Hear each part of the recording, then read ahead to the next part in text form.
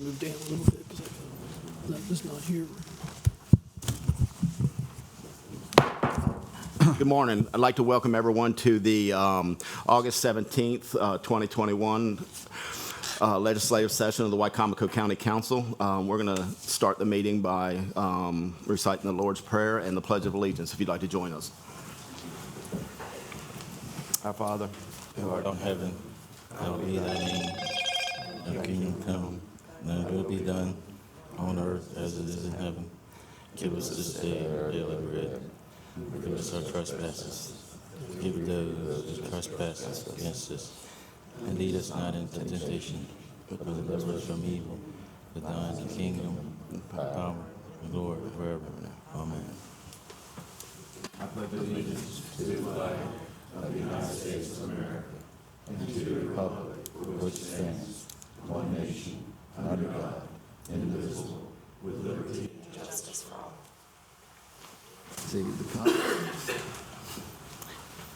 As we get this meeting started, I'd like to remind everyone to make sure their phones are turned off. That wasn't my phone at times.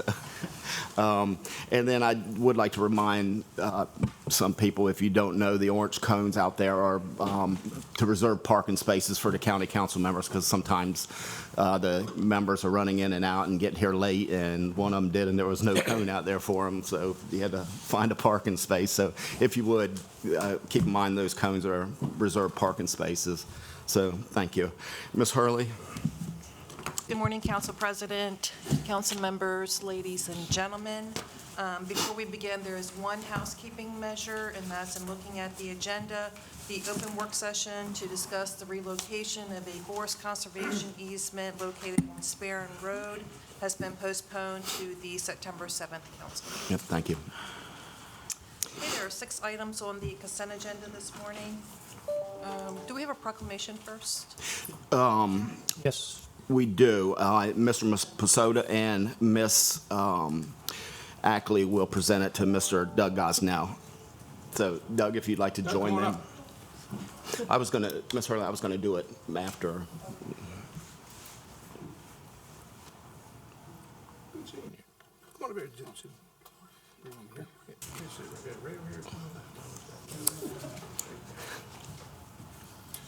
Good morning. It is my honor to join the County Council in recognizing Sharptown Commissioner President Doug Gosnell for over 25 years of service to the citizens of Sharptown, Wicomico County, Maryland, and as a Navy retired veteran,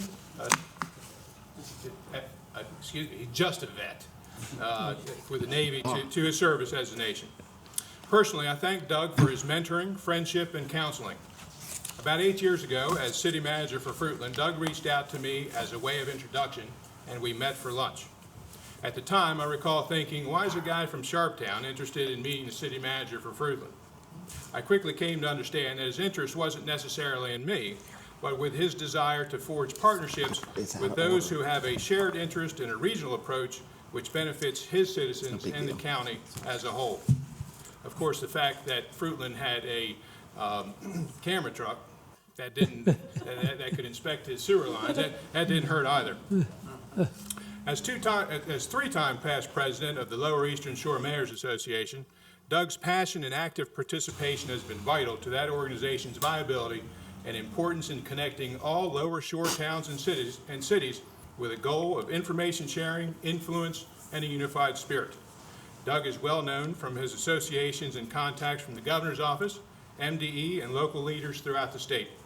To my good friend, Doug Gosnell, thank you for your service.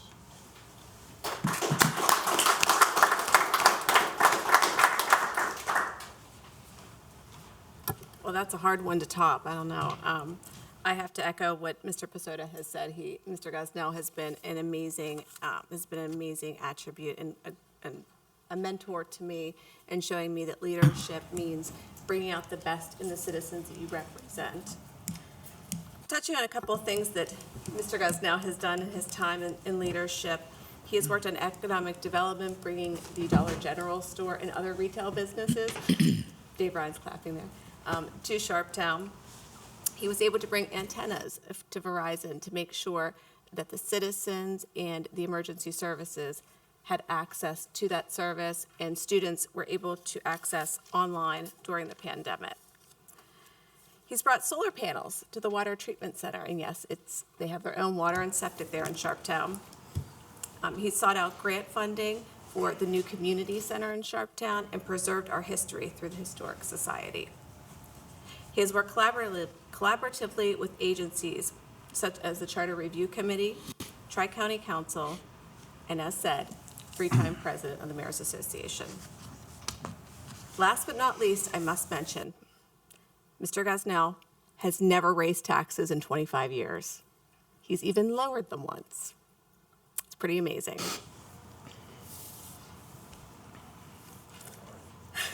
It is with great pleasure that the county executive and the members of the Wicomico County Council extend this certificate of appreciation to Doug Gosnell for 25 years of service to the town of Sharptown.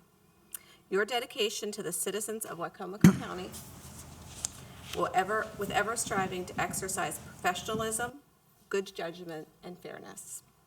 We thank you for your ability to anticipate the needs of your community and for the dedication to your community service.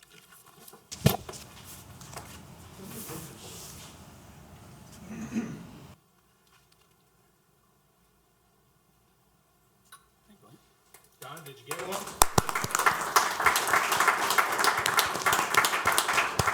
Mr. Gosnell? I hope you're not waiting for a speech. One thing I haven't learned in 25 years is how to be a good public speaker. I will thank you for this from the bottom of my heart. I appreciate it. Nicole. Thank you. In my association with the Sheriff of Wicomico. That's a pretty good speech. I'd like to add that I've known Mr. Gosnell for every bit of those 25 years, and it's been an honor and a pleasure to work with him and the town of Sharptown. So I do congratulate Mr. Gosnell and his family for allowing him to do such great work. So thank you. Ms. Hurley, can you read the items on the consent agenda?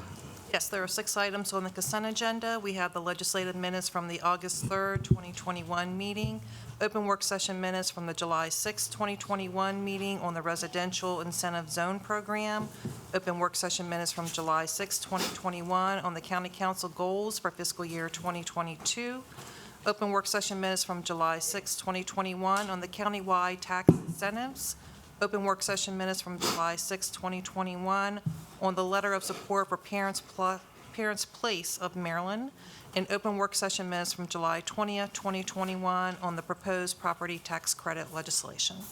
Okay, need a motion to approve the consent agenda. So moved. Got a motion, do we have a second? Second. Got a motion and a second by Mr. Hastings. Any discussion? All in favor of the consent agenda, please say aye. Aye. Any opposed, say nay. Chair votes aye. The consent agenda passed unanimously. We already gave the proclamation. So, Mr. Mitchell, you're on deck.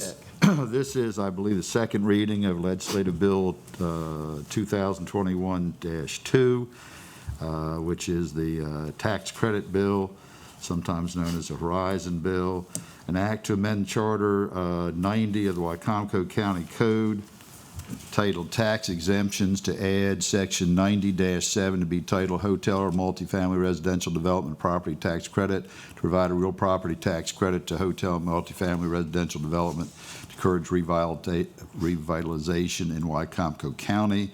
There are a number of whereas clauses. Be it enacted and ordained by the Council of the Wicomico County, Maryland Legislative Session that Chapter 90 of the Code of Wicomico County, Maryland, entitled Tax Exemptions, be amended to add Section 90-7, entitled Hotel and Multifamily Residential Development Property Tax Credit. And it goes on to establish that there will be such a credit. It sets boundaries by reference to an Exhibit A, which is a map of the downtown Salisbury area. It indicates that the tax credit is pursuant to Maryland Annotated Code Property Tax Article Section 9-324. It's a real property tax credit. Upon completion of an eligible phase of development, which would be an increase in the assessed value of $10 million, they will be eligible to apply for the credit. It has to be constructed after or rehabbed after the effective date of this bill. It sets forth some definitions. The credit is based on a 10-year credit beginning at 80% and over the 10 years dropping to 30%. Sets out how to make application, and it provides that it will be revisited every 3 years by the county council and the executive to approve modification, suspension, termination. All right. At this time, we're going to open the floor to public comments for this public hearing of Legislative Bill 2021-02. Do we have any public comments? Yes, sir. Please go to the podium and state your name and your county of residence. The podium over here.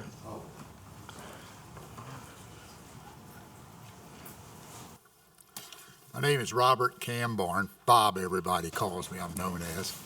I've been a resident of Wicomico County, Maryland for nearly 45 years. Run a business here. I'm against this free tax deal for these people. I've never had a break. I've always paid my taxes. We turned my building, it's 123 Bateman Street, if people's not familiar with it, used to be the Board of Elections. I rented to them for almost 15 years. So when they got out, we didn't get a renter, and I decided to turn it into student rentals. Well, I put it up for sale, and I had the college looked at it. They paid lots of money for all around, and they had 2 appraisals, and the appraisers didn't even come inside the building, but they were able to give an appraisal very low, extremely low. So I just turned it down, laughed, and went on. So we decided to build these student rentals, student apartments. And gee, the city of Salisbury, I mean, they fought me tooth and nail. I had to hire a lawyer because they wanted multi-use, and it just went on and on and on. The sewer line has been sewer line there for years. I had to redo that. It was $11,000 I had to come up with. I mean, just with little old people, my wife and I on this. And I just thought it was just an awful lot. And then they said, well, you need a new meter too. And so I said, how much is that? $905. I said, well, I can bring you a check down. I said, I have a credit with the city of Salisbury for $387. Oh, that doesn't, this is separate. So I had to bring a check for that. And last year I paid my taxes. I got my tax bill in July. I paid my taxes, city and county, in full. And about the end of August, the assessment department came along and they more than doubled it. So a few days after that, the city of Salisbury and Wicomico County rebilled me for over double, and they made it retroactive back July 1, which I'd already paid the taxes for. Well, I was floored. I appealed it. I got a little bit off, but not much. And one of the things the assessment department said, well, we saw some cars out there. Well, there were workmen working on the building. Some of them were SU people that were next door was using my lot. And there were no renters in there. I got facts and figures. My CPA's got it that we didn't start renting it till much later on. And due to the COVID, we had no COVID money, no help with that. And it's a struggle. I mean, we cashed in some IRAs. We cashed in some little bit of retirement we had so we could pay interest on this loan because we got all this money we got borrowed and nothing coming in. So it was, I'd wake up nights at 3 o'clock in the morning, couldn't sleep, and I think, I'd hope to hell I'd go back to sleep and don't wake up again. I just felt so bad and so depressed. And then I worked hard. I'm 74 years old. I still work every day. And then I come along and I see people from out of town, and they come in and they get all these breaks. I understand that, I've been told this, that they got $350,000 towards the water and sewer. Man, that would have been a help to me with $11,000 for a poor little guy.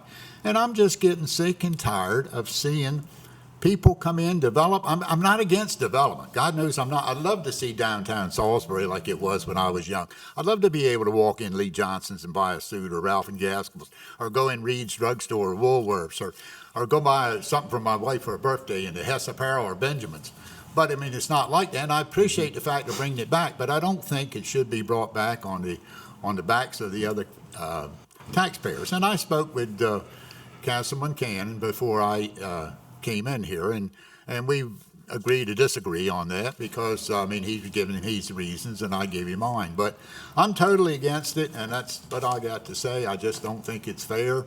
I mean, you got people that don't even live in the county, and I've been paying taxes on that building since 1983, I believe it is, you know.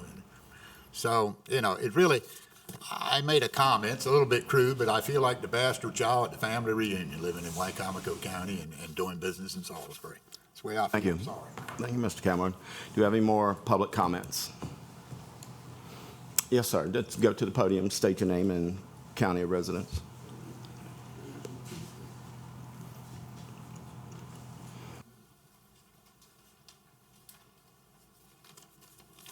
Morning, council members.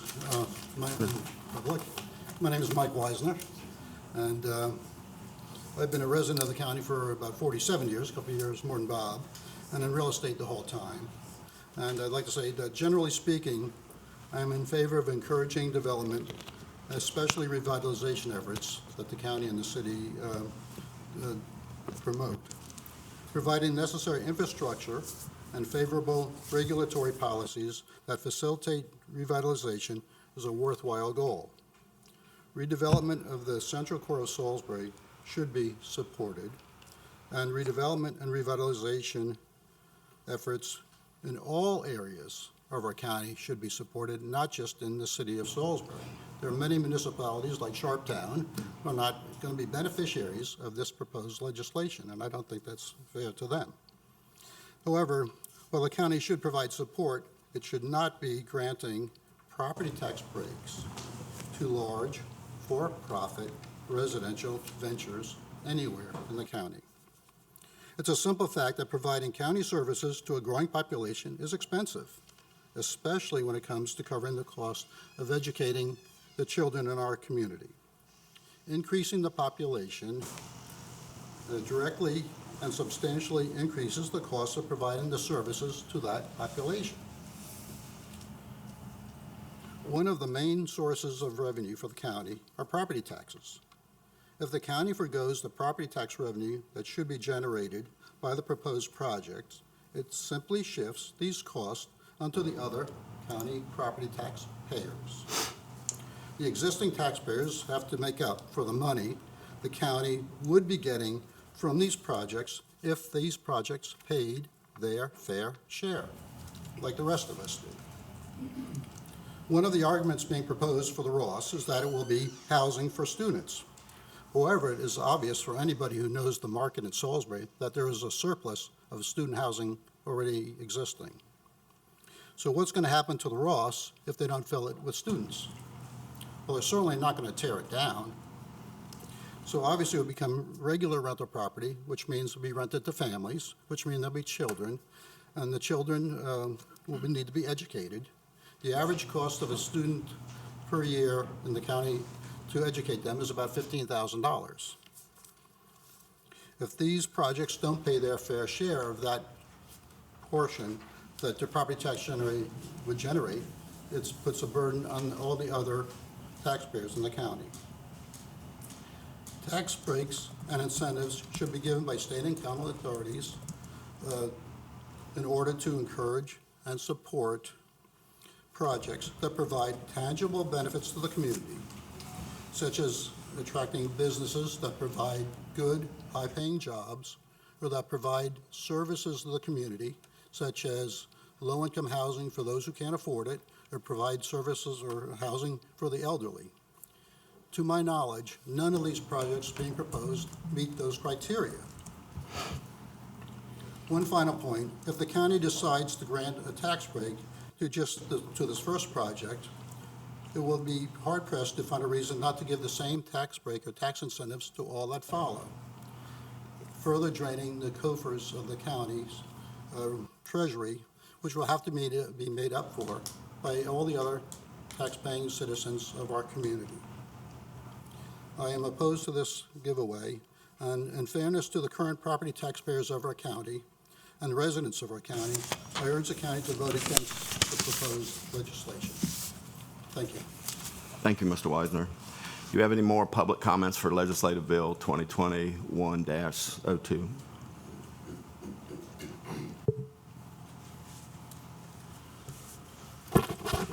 Thank you. Good morning. My name's John Palmer, Delmar, Maryland. Last time I was up here, I was speaking on the from a perspective point of view and what I would look for in an investment in Wicomico County.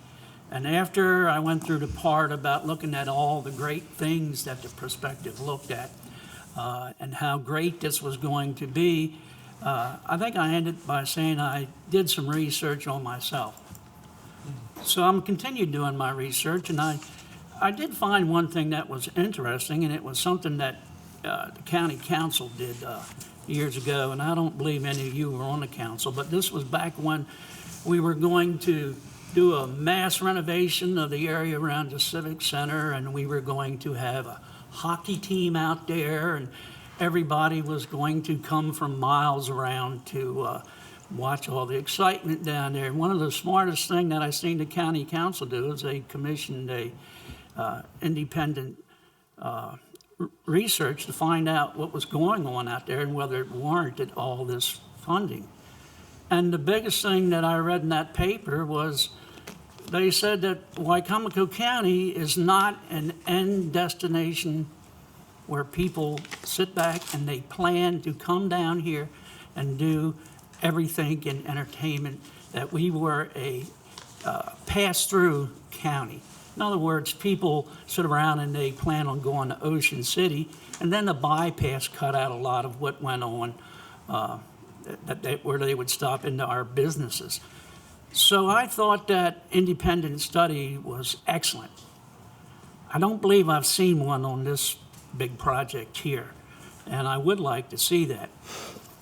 But these thousands of people that's going to rush down to this Horizon project, and I'm sure you all seen the census, and Mr. Taylor sent you some very good detailed information on it.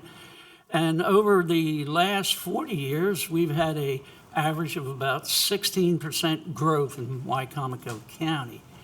Well, we've lost all of our manufacturing.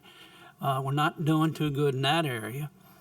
But it seems we're losing people.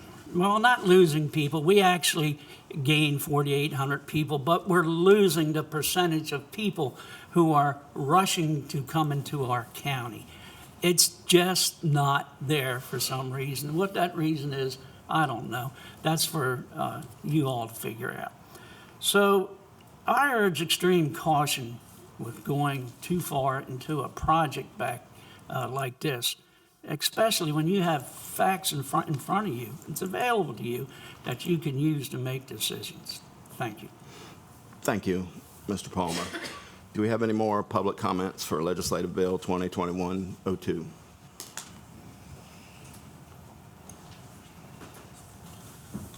Good morning. I'm Darren Lombardo, Wicomico County. This morning I wanted to come here and mention a couple of things as it relates to the Horizon tax credit. I am for economic growth. I am for expansion. It is a great thing when it's done properly. First, I want to mention our schools. Some officials have said that this won't impact the schools and say that there's no way to gauge it because you don't know who's going to move into these units. The average homeowner pays about $1,700 in county taxes for their properties.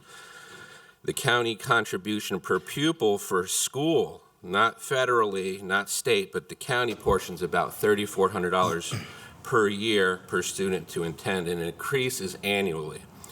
For each taxpayer that has one child, the expense over a 12-year school career exceeds the contribution of 12 years of one household annual taxes.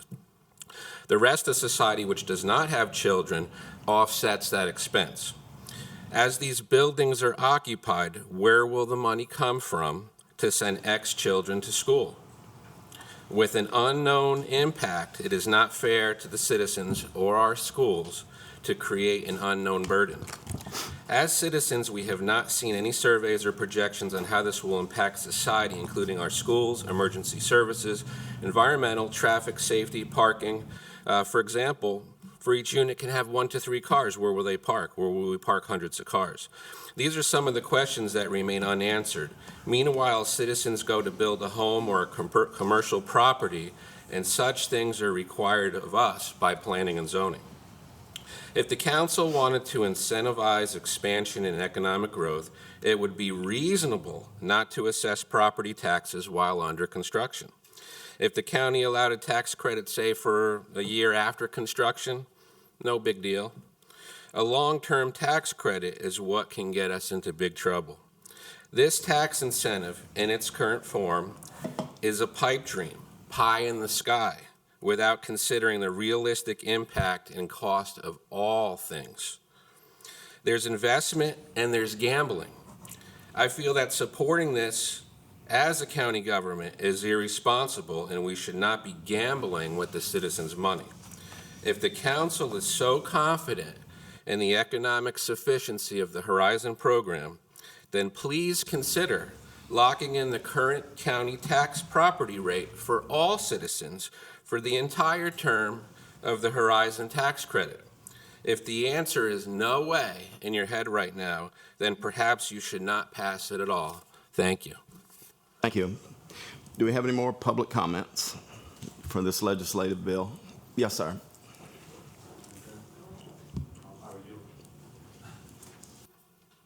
Thank you.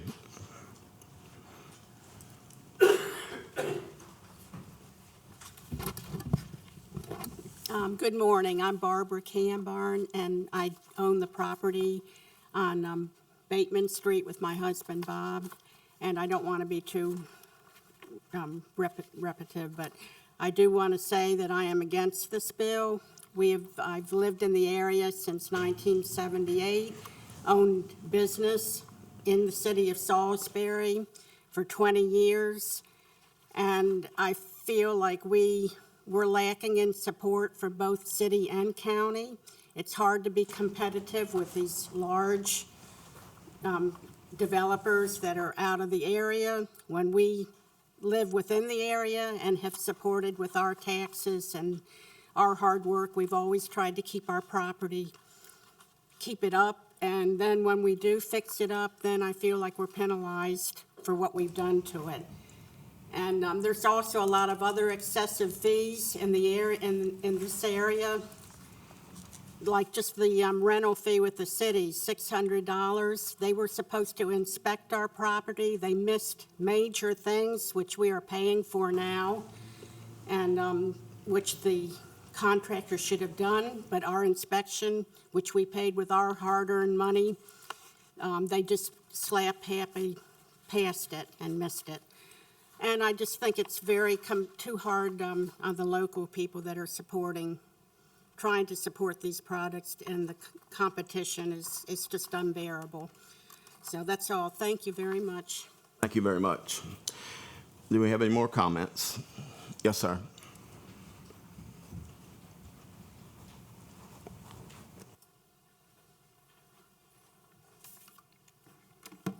Good morning. My name is Brad Gillis, county resident, Wicomico County resident. I'm one of the developers that we're discussing, and local as they come, and I am in support of this bill, and here are some of the reasons that I'm in support of this bill. We recently renovated the Powell building, the Vernon Powell building, which is built as Montgomery Wards, and have 20 units inside of that building. And those tenants are the folks that we want living inside of Wicomico County. They are new executives at Title Health. They are executives at Purdue. They are CEOs of local companies. They are nurses. They are graduate students.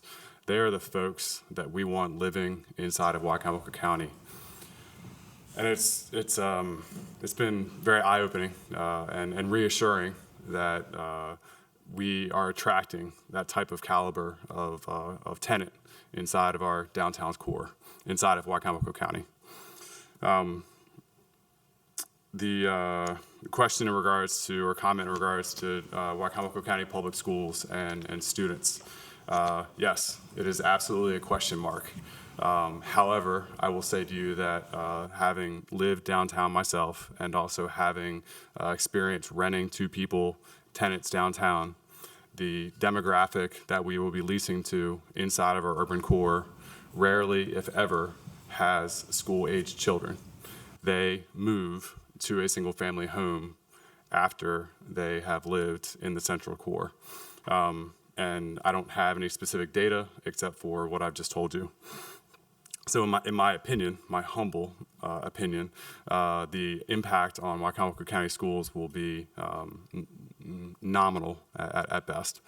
The impact on our safety and our infrastructure and our EMS and fire will have, in my opinion, minimal impact on Wicomico County because of the fact that these projects are inside of the city limits of Salisbury, where police is governed by the city of Salisbury, where fire is governed by the city of Salisbury, where EMS is governed by the city of Salisbury, where the water and sewer is governed by the city of Salisbury. So the impact on Wicomico County is one that actually you have an edge on with the city of Salisbury. The city of Salisbury does not collect income tax. So they are going to be bearing the burden associated with the majority of these projects on infrastructure, both hard and soft. However, Wicomico County will both benefit from real property tax increase, assessable base increase, and also income tax increase as well. Our project specifically, which is the parking lots 1 and 11, and also known as the 2-hour free parking lot, that is not on the tax rolls as it speaks right now. So Wicomico County and the city of Salisbury are collecting absolutely zero income on those projects.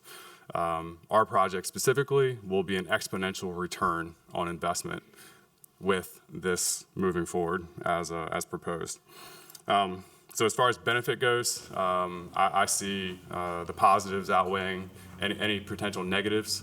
You have an increase in assessable base, which given the current revenue cap and the assessable base that increases, I would do the math and it comes out very quickly that you have to reduce your tax rate. So having a locked-in tax rate would be something that you would not want to do. Again, in a humble opinion, because of the fact that with the assessable base going up, your tax rate is required to go down. I think lastly, if we look at, and this word is used loosely, but smart growth, having development, having high dense development inside of an urban core is smart. It's smart for delivery of public services, and it's also smart for the environment. And it's going to benefit both the city of Salisbury and also Wicomico County in the long term. I appreciate your consideration. Thank you very much. Have a great day. Thank you. Do we have any more public comments? My name is Doug Marshall, and I've lived within a 4-mile radius of this building since 1971. Also have a project in Delmar that has produced almost $57 million in transactions in the last 6 years with no tax credits whatsoever. It's called Heron Ponds in Yorkshire Estates. We are in the process of building another wedding center, a tiny house village, and a cafe and a motel on that project. So we're hoping that this legislation could at least consider guys like myself who've liquidated everything we've owned to keep a project like this going. So we hope you consider not just the city of Salisbury, but Delmar as well. Thank you. Yes, sir. Good morning, Council. My name is John Rankin. I live in the city of Salisbury. And I'm here to ask your approval of the Horizon Plan as it would help the projects that include the Ross and other ones that might follow it. I hear a lot of people talk about wanting Salisbury to be, the downtown Salisbury area to be like they knew it 30, 40, 50 years ago. My perspective is I'm looking at what this project or what this incentive plan would bring to the city of Salisbury forward in 2030. I'm looking forward to what Salisbury could be instead of what Salisbury was. I've also heard a couple of misconceptions about the Ross project, which I'm very familiar with. In case any of you are wondering if I am an investor in it or if I will be investing in it, answer is no to both of those thoughts. But I did look into the Ross project, and the Ross project will not house families. The construction and the design of the rooms and the units within that high-rise are geared towards students. They're kind of like it's kind of like a high-rise dorm. So we need not be worried about bringing families in with lots of kids, and that's going to put a burden on the county schools. That's not going to happen because that's not what there is going to be built. So I urge you to support the bill because it will bring lots of business to downtown, and that prosperity will spill over into the county. And I think that it's going to be a very good good project for the city in the future. Thank you. Thank you. Do we have any more comments? Any more public? Yes, we don't typically do that, but it has happened. This tower or whatever it is, high-rise, if it's housing students, then at my little place, I've just sit here in my head and I've figured up in my head $200 and some a month on each apartment that I would pay city and county taxes. Now, how am I supposed to compete with these if they're getting it for free or big reductions? I've had no reductions whatsoever. And like I said before, I was billed retroactive. They wouldn't even finish with the building, and I had to pay more taxes. So, you bleed one person to death so you can make somebody else rich. It's wrong. Thank you. Do we have any more public comments? All right, one at a time. That's okay. Good morning, Mr. President, members of the council, Bill Chambers with the Salisbury Area Chamber of Commerce. I want to applaud the council for considering this kind of an incentive for growth and development.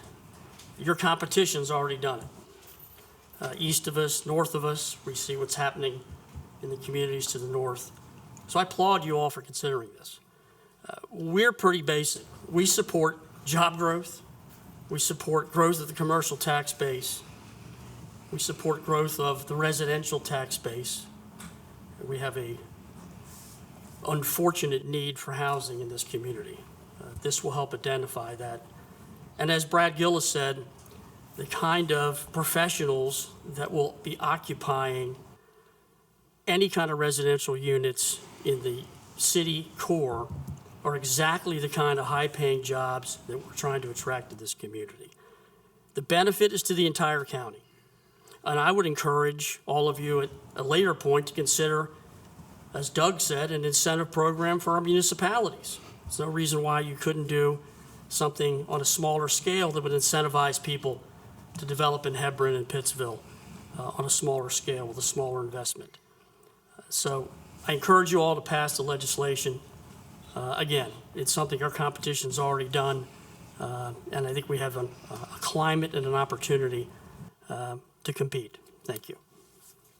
Thank you.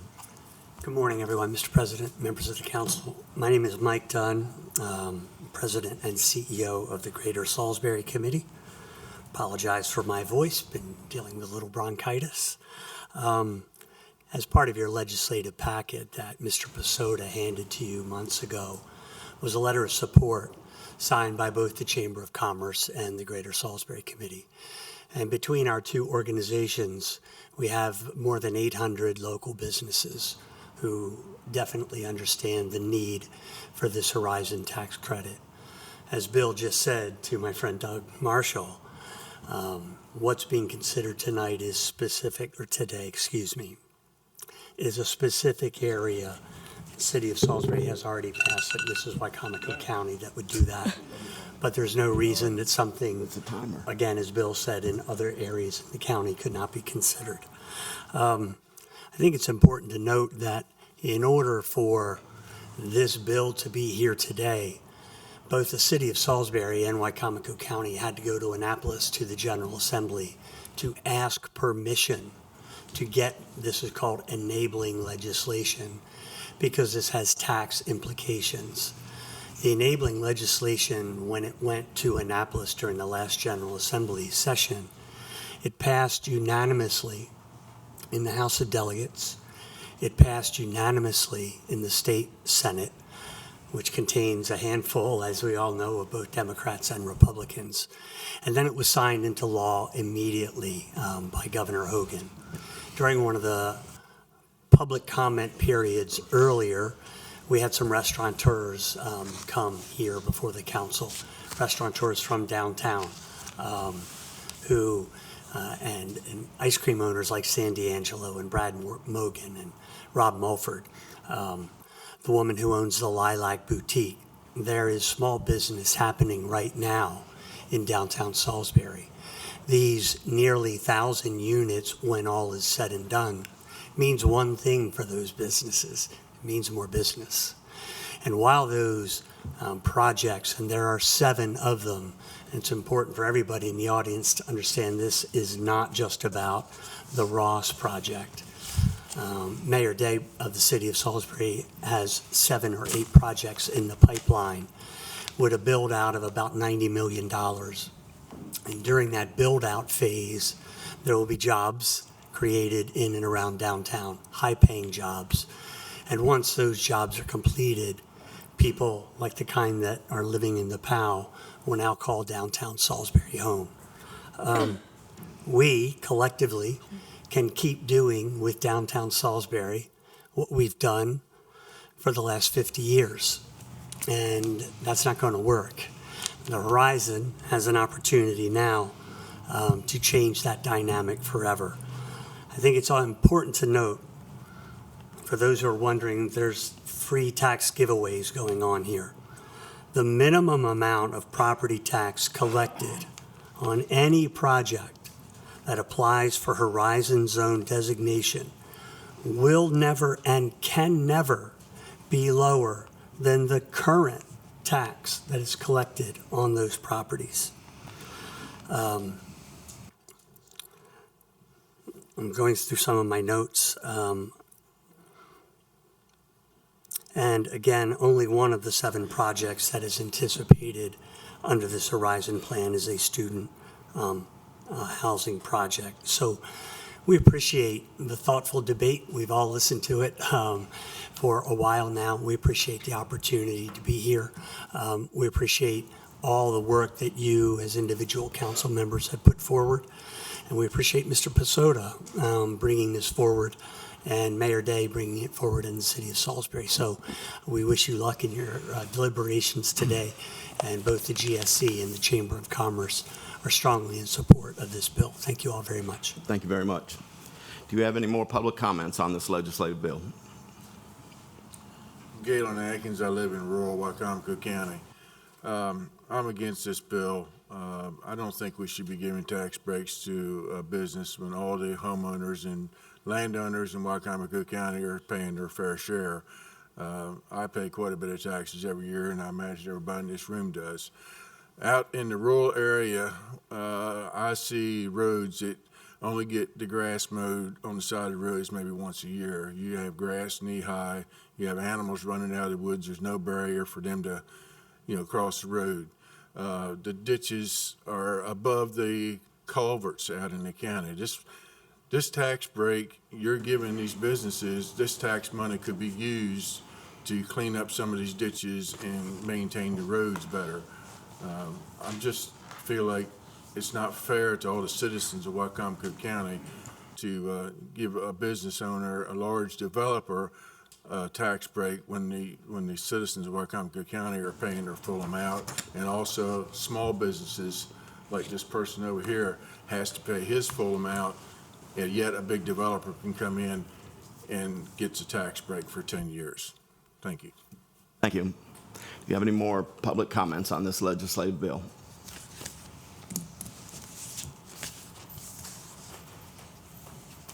Hello, Tammy Atkins. I live in Wicomico County. I own a business in Wicomico County as well. I am all for revitalization.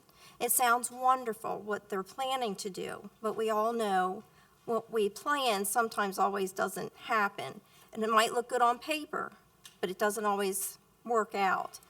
A lot of good ideas have come up. It all sounds great, but I am against giving the tax break. Some of the ideas that some people come up with, they think it's a good idea, but if you look on Waverly with the zebra stripes, that's nonsense to me. So some of these things just need to be worked out. Thank you. Thank you very much. Do we have any more public comments? Yes, sir.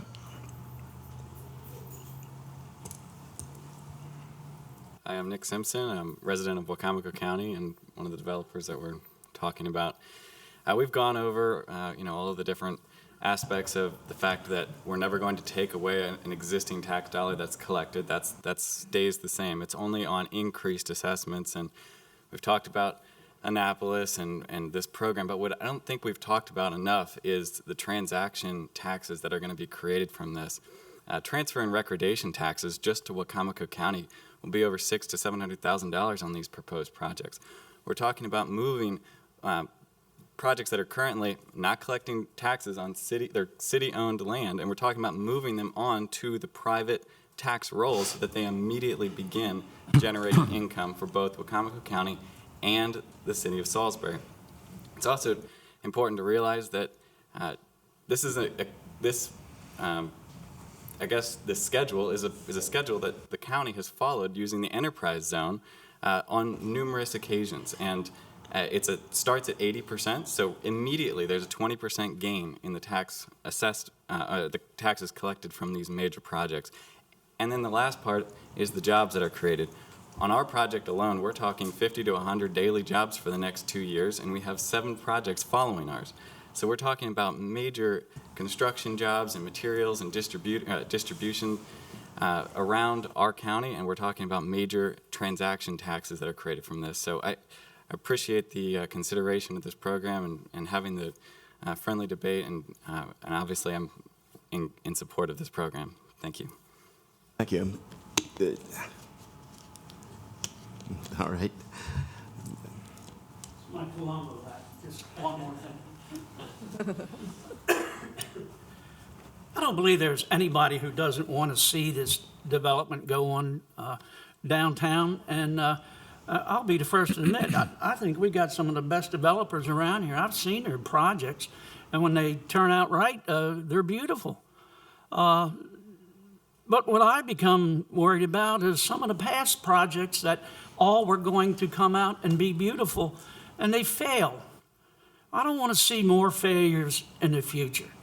If these projects are so good, and it has to come before the county council, I believe there is some way that the developers themselves can make these standalone projects and get their own development money and move forward with these projects. Thank you. Thank you. Do we have any more public comments on this legislative bill? Any more public comments? Okay, we're closing the floor to the public comments on legislative bill 2021-02. Do we have any? First, I need a motion to approve legislative bill 2021-02. So moved. As amended. And a second. Second. I have a motion and a second. Any discussion? Mr. Dodd, I need to withdraw we made an amendment at the introduction of this, and actually I had proposed that amendment, and the amendment was, and we approved that, but the amendment was to, in addition to the assessment, give the option of the bank appraisal that was used for any of these projects, which made it a better bill because it covered some of the concerns as far as not knowing whether you qualified or not until like after the assessment. But Mr. Mitchell has given the council a legal ruling stating that the enabling legislation that was passed in the state of Maryland says it has to be based on the assessment. So with that said, we cannot add that other option. So as a result of that, we really don't have even the opportunity to add it. So I need to withdraw that motion, and hopefully when the session reconvenes that they will consider adding that language in the new session when it comes up. We have Councilman Bill McCain wants to withdraw that amendment. Ms. Hurley, do we have to vote on that? I think it's best to do that, yeah. All right. Do we have a second? Second. Second by Mr. Cannon. Any discussion? All in favor of withdrawing Mr. McCain's amendment, please say aye. Aye. Any opposed, say nay. Chair votes aye. The amendment withdrawal passes. May I bring one issue up? I addressed it in one of the memos I sent. Mr. Mitchell. Whether the council wishes the paragraph H, which has a review every 3 years. I think if it's intended that during that 3 years you could change an existing credit, I don't think it's very clear in here, but it is clear enough to make an argument on either side. So if you wish to be able to revisit in the third, every 3 years, one that's already been granted, I think it should be clearly stated. If this is to review just the project concept, which is what the Salisbury one does, in my opinion, I think that should be stated also. So do we need to reword that? Mr. Mitchell, what you are suggesting is that if we were to review this project, the Horizon project in 3 years, that the council sitting at that particular time could not change it to end any current tax credits that were already in existence. In other words, a developer comes in based on a 10-year plan to invest in this community. 3 years later, a council could come in and say, oh, the program's over. I believe what you're trying to say is that legally the council couldn't do that because they were already contracted to begin work based on the reduced amount. So 3 years could adjust the program for future projects, but not for existing projects. Yeah, that's the way I interpret this paragraph. I can see there's ground for someone to argue just the opposite. I think now, while you're in the process of passing it, this is the time to make it very clear which you intend. So you're saying that an amendment to the effect of existing projects would be exempt from adjustments? Yes, either that or to say that they may approve modification, suspension, termination of the tax credit program, but not for existing approved projects. All right, well, I would make an amendment based on what you just said there, that the project itself could be amended, but not on existing programs. So Mr. Cannon has offered a motion to amend. Do we have a second? Second. I have a motion and a second. Any discussion? All right.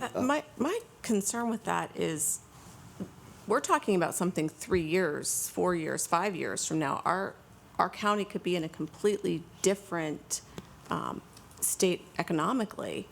Do we want to make a decision like that for future council? I don't know if that's good government.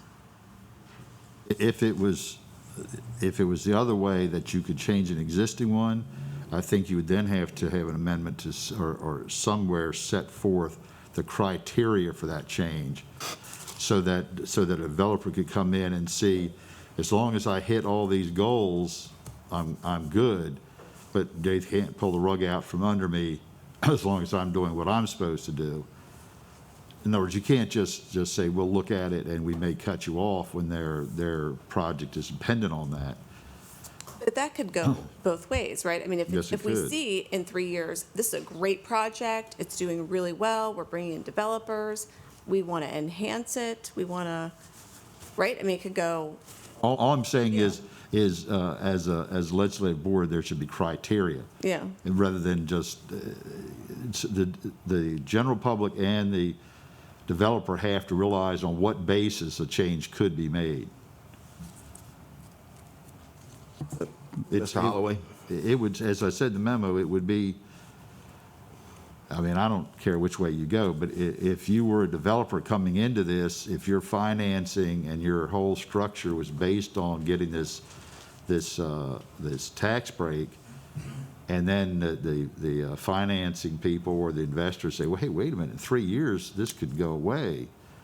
it's going to change. It could change everything, and you may not get that incentive that you're looking for. Holloway. Well, what would be the difference in that and a tax rate changing in some point in time in 3 or 4 years, and property taxes changing for everybody in Wicomico County? There'd be no difference. I mean, if the revenue cap went away and the county council or the city council, whoever, any governing body decided to raise taxes, even double them or whatever they did, you know, that could happen too. We can't. I don't see that we can control what a future council can vote on. The council they could come in, of course, raise the taxes, so the credit would still be there unless you change this language and allow it to not be. But if the credit was still there, it would just be credit on a different number. But that's correct. But what I'm saying, you never know in the future what your costs are going to be, whether it's taxes, water, sewer, you know, any kind of cost. There's no fixed cost that's going to last. There might be a fixed tax credit. There might be that, but there's never a fixed cost. So you can't say that this is going to be the way it's going to be forever. And I don't think we can tie the hands of a future council. They could vote this down like we're trying to vote it in right now. I mean, please understand what I'm not saying take either side. I'm just saying, as it's currently written, it's if this is what you want, is the ability to look at it in 3 years and say, this project's not doing what it's supposed to, we're going to change it or suspend it or whatever. Or if the idea is that once you get the credit, you know, you've got the credit, as long as the project goes forward, et cetera. Of course, in counties is post-construction. I don't think the language is clear enough to make it absolutely positive which side is, you know, if you take the credit away, you're going to probably have a lawsuit saying you can't do that. This doesn't say you can do that. It says you can do just the project, which is the language in the Salisbury ordinance. But on the other hand, you could argue the other way. In other words, this is the time to make it clear what the council intends, because it hasn't been enacted yet. Right. We may want to, Exactly. since Mr. Pizzota did send this over, we may want to consult with him and see what the intent was when he sent it to us. I think the intent's very clear. We were setting up a 10-year program regardless, and the council, as does all government bodies, initiates projects and programs where they recognize grandfathering in existing programs. And that's simply the guarantee we're putting here. I think you're right, Mr. Mitchell, that if this were challenged in 3 years, we certainly would face extreme litigation, and without question, just based on Maryland statute and contract law.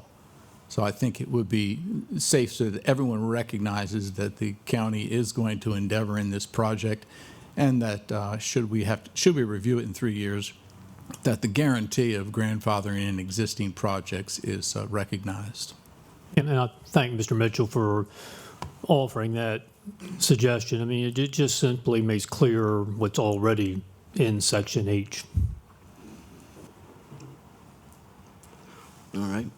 Any more comments from the council on this? Are we doing comments now, or are we talking about? Well, it's discussion. I think we have to vote on this. After we're done discussing it. But no, the amendment. Right, but we should just finish discussing it. I think procedurally you need a motion, a second, then discussion. There was a motion and there was a second, yeah. Right. And So I'll you're in call it a discussion question. now, Yeah, I'll call it a question. We're just having general discussion. Right. All right, do we have a vote? All in on the amendment that Mr. Cannon, and it was seconded by Mr. Hastings. So all in favor of the amendment, please say aye. Aye. Any opposed, say nay. Okay. And chair votes nay, so it passes. The amendment passes 4-3. Going back to the original bill, any more discussion? Mr. Cannon? We wanted to amend the exhibit for the map to have a clearer map established within the legislative bill itself. So I'm making a motion to replace the existing map with a more legible map. Is that the map that was on our desk? Yeah, it's the one. Yes. We have this one here. Got a motion to change maps. Do we have a second? Second. We have a motion and a second. Any discussion on that? All in favor, please say aye. If I Yeah, Mr. could, Mitchell. the current legislation simply says Exhibit A.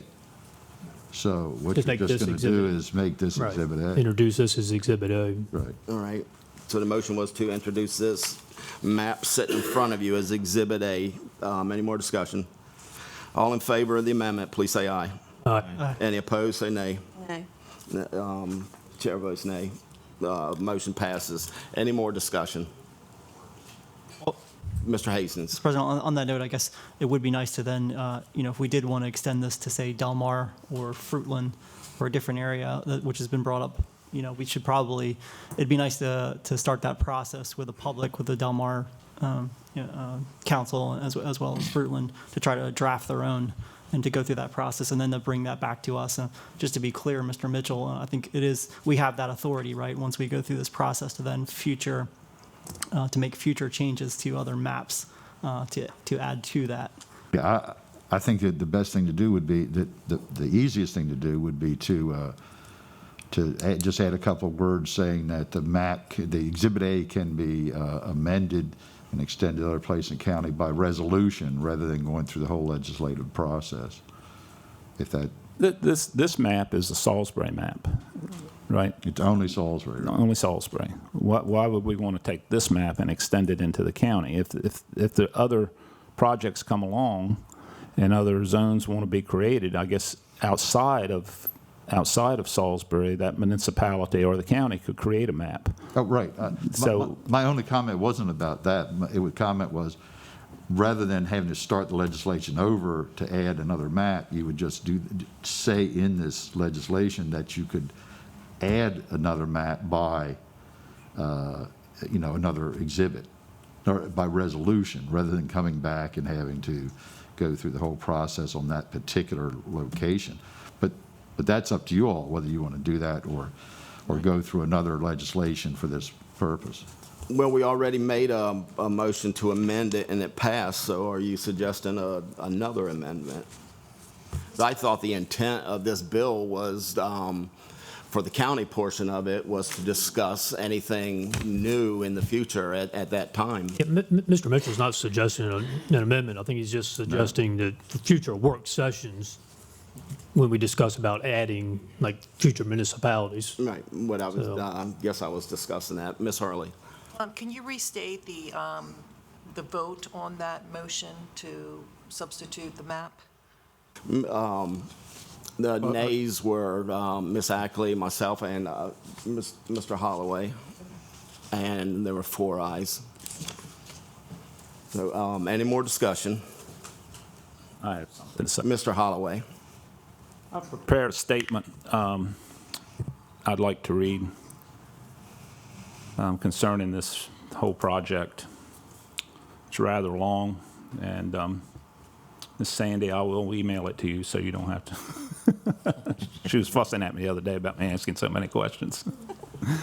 Anyway, the Horizon Zone is a designated area in the downtown Salisbury area of Salisbury, that would be available for large-scale developers to obtain large tax reductions or tax abatement. City of Salisbury has passed this legislation and is now requesting the county to do the same. State legislation was passed this year to enable this process to move forward. However, state legislation also allows this in Wicomico County, where development could occur. So hotels or multifamily housing could be constructed and receive tax abatements with council approval. County executive requested the council to pass this bill that could give future developers millions of dollars in tax relief. That's tax revenue that would fail to go into the county coffers to help pay for the multitude of expenditures that you and your county government are responsible for. For example, education, police and fire departments, court system, state's attorney's office, library, roads, detention center, emergency management, and so on. Homeowners, hardworking citizens, and retirees of Wicomico County will continue to pay the full taxable amount, while developers will reach the full benefit. The first slated project and the project that initiated this legislation for this tax break is the Ross, a high-rise building complex for student housing that is to replace 3 recently demolished buildings on Salisbury's Main Street. The developer and the city have said these tax breaks are needed to make this project succeed. But while they are begging for tax relief, they are also promising a 15% return to any investor that invests $50,000 or more, and that's on their website. And to the project plus tax benefits, it seems to me, it seems obvious that this tax break is needed to reward their investors their 15% return on investment. As I stated previously, the city of Salisbury has already approved this tax abatement. This is to the tune of almost $1.3 million, plus over $300,000 in forgiven infrastructure fees, water and sewer. The county tax relief proposed would be approximately $597,000. This is over $2 million in tax abatements and fees on one project. There has already been a failed proposal to reduce the requirements. Will they be back to the table if this project starts to fail? Should not these ventures be able to stand on their own, as other developments have in the past? The real danger here is some have said that $597,000 over 10 years is not that big of a deal when we have over a $150 million budget. However, the danger lies ahead, as these tax breaks requested will set a precedent that can turn into millions and millions of dollars in tax breaks in the future. We're hearing that this morning already. How do we pick the winners and the losers? Is it those that are well connected that will reap the benefits, friends of a friend, or a special interest? And while it is true that the county has given tax and fee relief in the past, nothing has ever passed of this magnitude. The enterprise program has been used as an example of why we should move this legislation forward. However, the enterprise program has different requirements, and the state does reimburse 50% of that tax abatement. The enterprise zone program has recently come under scrutiny and a review by the General Services Administration as possibly not being that beneficial. Portions of the Ross and other projects in this program may even qualify for enterprise zone status also. Again, how much tax relief do these projects need? Yes, we have given small tax and fee relief in the past, but the county has also raised countless fees on citizens. In the past 8 years, fees have been increased for health department programs. Let's see, I lost my place here. Sorry about that. Health department programs and services. Our public works department has had fee increased. The rabies clinics has had fee increases, as has mosquito control. The tipping fee at the landfill has been raised multiple times. The fees at the airport have been increased, as has fees on everyone's cell phone for money to go to emergency services. Even our rec and parks programs that everyone knows is so vital to Wicomico County have had multiple fee increases. No doubt in the future, these departments will be asking for more fee increases, with the reasoning being that these services and programs should be increased to pay for themselves. And that is the reasoning is exactly why the Horizon Zone legislation should not be passed.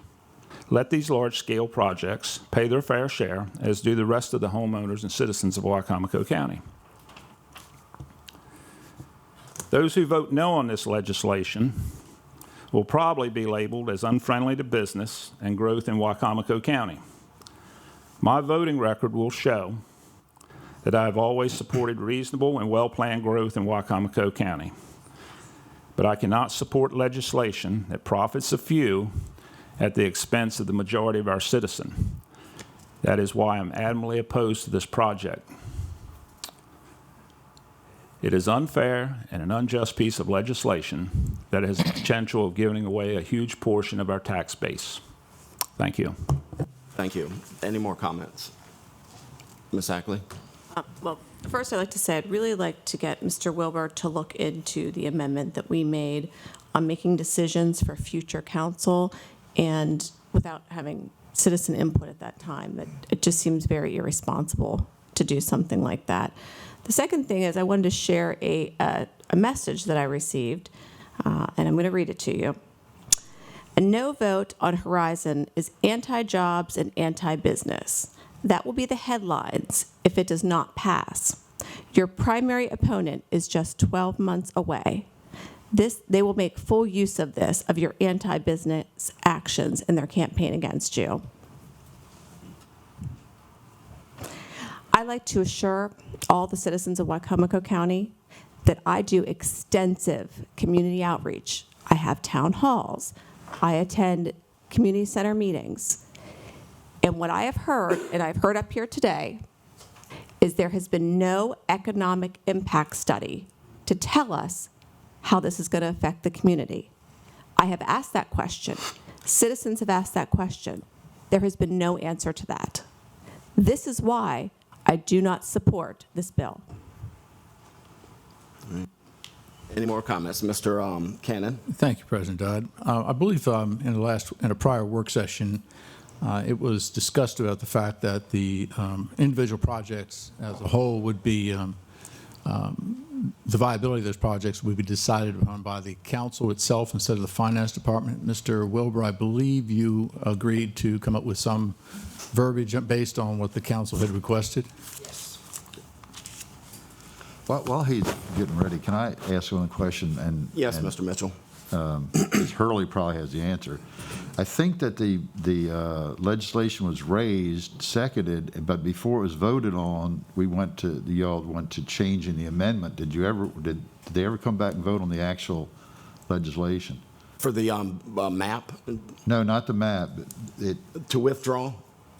I thought it went from a motion to approve the legislation, but before there was a vote, I thought the motion to withdraw was made, and then the map came up. I don't think there was ever... I believe we voted on withdrawing the map. We do that after all the discussion and the amendments are completed. They'll vote on the bill, as amended at the very end. Okay, that's different than I'm used to. Okay, thank you. Mr. Wilbur. All right. What I thought was in paragraph G, under applications, we have two paragraphs. I thought you might add a second paragraph and push number 2 down to become a 3. And my suggested language would be, after review by the finance department, the application shall be submitted for approval by the county executive and the county council by resolution, to put that extra step. Finance department review, then executive and council review before it's final. That would be my amendment. Thank you, Mr. Wilbur. All right, we have another amendment on the table. Do we have a second? I'll second that. Have an amendment and a second by Mr. McCain. Any discussion on that? All in favor of Mr. Cannon's amendment, please say aye. Aye. Aye. Any opposed, say nay. Nay. You have 3 nays. Chair votes nay. All right, any further discussion? Thank you, Mr. Wilbur. Mr. Wilbur, thank you. Any council comments? Any more council comments? All right. I had a lot of thoughts that were going through my mind while everyone was speaking, and I really do appreciate everyone that came forward and spoke. And I wrote down a couple notes. I think the developer said there were 7 projects pending, so that would be 8 projects, so that kind of concerns me. And then Mr. Marshall stated that he would like to extend this legislative bill to the Delmar area, and I think that's a fair request. I appreciate that. And then we've had the teachers union president come in front of us, and she was against it. So that really concerns me because we've got the Kerwin bill that we have to pay, and that's an unknown at this time. I've talked to members of the Greater Salisbury Committee and members of the chamber, and they're not all in support of it. The majority may be, but I've talked to members that weren't. Fire and EMS was mentioned. I'm retired from the city fire department, and I have a pager, and I listen to a lot of dispatches in the county, and those fire departments are really struggling out there. They need manpower for fire and EMS, and we're contributing funds for the paramedics, but that's not enough. So they are struggling. We've got a multi-million-dollar sheriff's department building that needs to go up. We've already started on that, and that's got to be paid for. Then after that, we've got the 911 center, the emergency services building that we've got to pay for. So there's, it really concerns me that somebody's got to pay the bills, and how are we going to pay these bills if we're given all these tax breaks? And all these developers that are asking for it, they really should get it if we pass this legislation. You can't be, you can't give it to just one or two and not the rest. So it's going to be tough to pass this legislation. And then somebody passed out an Excel spreadsheet yesterday about who owns properties around this area, around downtown Salisbury, and a lot of them were LLCs. So who knows who these people are that are going to get these tax breaks and who owns these properties. So there's a lot of concerns that I have. This bill itself is very vague, so I'm struggling with this, but I do appreciate everybody that supports it, and I appreciate everybody came forward that's against it. So, any more comments? Mr. Holloway. Mr. Marshall, did you say you had a $57 million project in Delmar? Between the two, Were they successful? yeah. So you did that without a tax break, a tax abatement? Good point. Correct. Okay, thank you. And it produces about $800,000 a year in new property. That's great. I'm glad you didn't come up here asking for an abatement. But he will that. in the future. But you will in the future, right? So, any more discussion? Council comments? It just shows that it can be done. I know agree. Mr. Marshall is a good developer, and I'm sure he did his homework, and it can be done without a tax abatement. Right, and and I agree with you. I researched this project, the main one we're talking about, and went back to 2019, and it's changed numerous times over the last 3 years. So I'm wondering if it's going to change again. And like Ms. Ackley said about the economic development, there's really not been a study, and we've seen projects on the river that have failed and turned into low-income housing, and that's been a concern of some of our constituents as well. So, any more discussion? All right, with that, we're going to do a roll call. Mr. Cannon. Yes, I'm going to be in favor of this, but I wanted to add for the record that, as a matter of full disclosure, a question was raised over the fact that my family owned a property in the zone. So out of my personal concern, I requested personally from the Ethics Commission that they give us an advisory opinion on whether or not there was any type of a conflict for me to vote. And the Ethics Commission did meet. I want to thank them for that. And they determined that there was no conflict whatsoever for voting on establishing the zone. Now, should at any point in time an individual project, when the individual projects come back before the council, should the family members, that building come up for a credit, then I would certainly have to recuse myself. Now, there's about a 99.9% chance that will never happen, but I just wanted to make sure that, as full disclosure, I stated what my concerns were and what the ruling was from the Ethics Commission. All right. So with that in mind, I would be voting yes. We'll include that. Do you have a copy of that report? Yeah, I can make it public, gladly. Okay, thank you. Mr. Hastings, I hear somebody's phone buzzing. It's not me. Mr. Hastings? Aye. Aye. Ms. Ackley? Nay. Mr. Holloway? No. Mr. Davis? Yes. Mr. McCain? Yes, in favor. Okay, and the chair votes nay. So the resolution, or the legislative bill 2021-02 passes with a 4-3 vote. As amended. As amended. Thank you, Mr. Cannon. All right, Ms. Hurley. Okay, next on the agenda, we have resolution number 91-2021. This is declaring that 106 North Division Street LLC is eligible to receive Maryland State Enterprise Zone benefits for property located at 106 North Division Street, Salisbury, Maryland. In order for a business to qualify for Enterprise Zone benefits, it must meet one of the two specific statutory requirements, which are that the business must either make an investment in capital improvements of more than $50,000 or hire new employees since it's been located in the zone. 106 North Division Street LLC is eligible for the enterprise zone benefits because of its investment of more than $50,000 in the property. And I believe we have Mrs. Laura Soper here, the enterprise zone coordinator for the city of Salisbury, if there are any questions. Okay. I need a motion to approve resolution number 91-2021. So moved. Have a motion by Mr. McCain. Do we have a second? Second. Have a motion and a second by Mr. Davis. Any discussion? Mr. Holloway. In my letter I read, I'd done some research on the legislative matters on these. I think we need to table this and have a work session on what the state legislation is on these. We're getting some reports that they're not as beneficial as they're saying they are, so I'd like to make a motion that we table this. You're making a motion to table resolution number 91-2021. That's correct. Right. There is State Legislative Services has done done an inquiry on them. So I think we should have a work session to see what we're dealing with here. Okay, there's a motion to table and have a work session. Is there a second? Is there a second? Second. All right, there is a second. Any discussion? Discussion, Mr. President? Mr. Cannon. There's no discussion on the table. Thank you. Okay, there is a motion to table. All in favor, please say aye. Aye. Any opposed, say nay. Nay. Nay. All right, let's do a roll call. Mr. Cannon. Nay. Mr. Hastings. Nay. Ms. Ackley. Nay. Mr. McCain. Nay. Did you say nay? Right. Yes. Mr. Opposed to Davis. table. Nay. Mr. Holloway. Aye.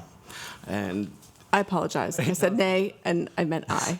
all right, Apologize. and the chair votes aye. Is that 4-3? I think that's what I counted. Yes. All right. Thank you. All right. So with that said, do we have any more discussion on this resolution?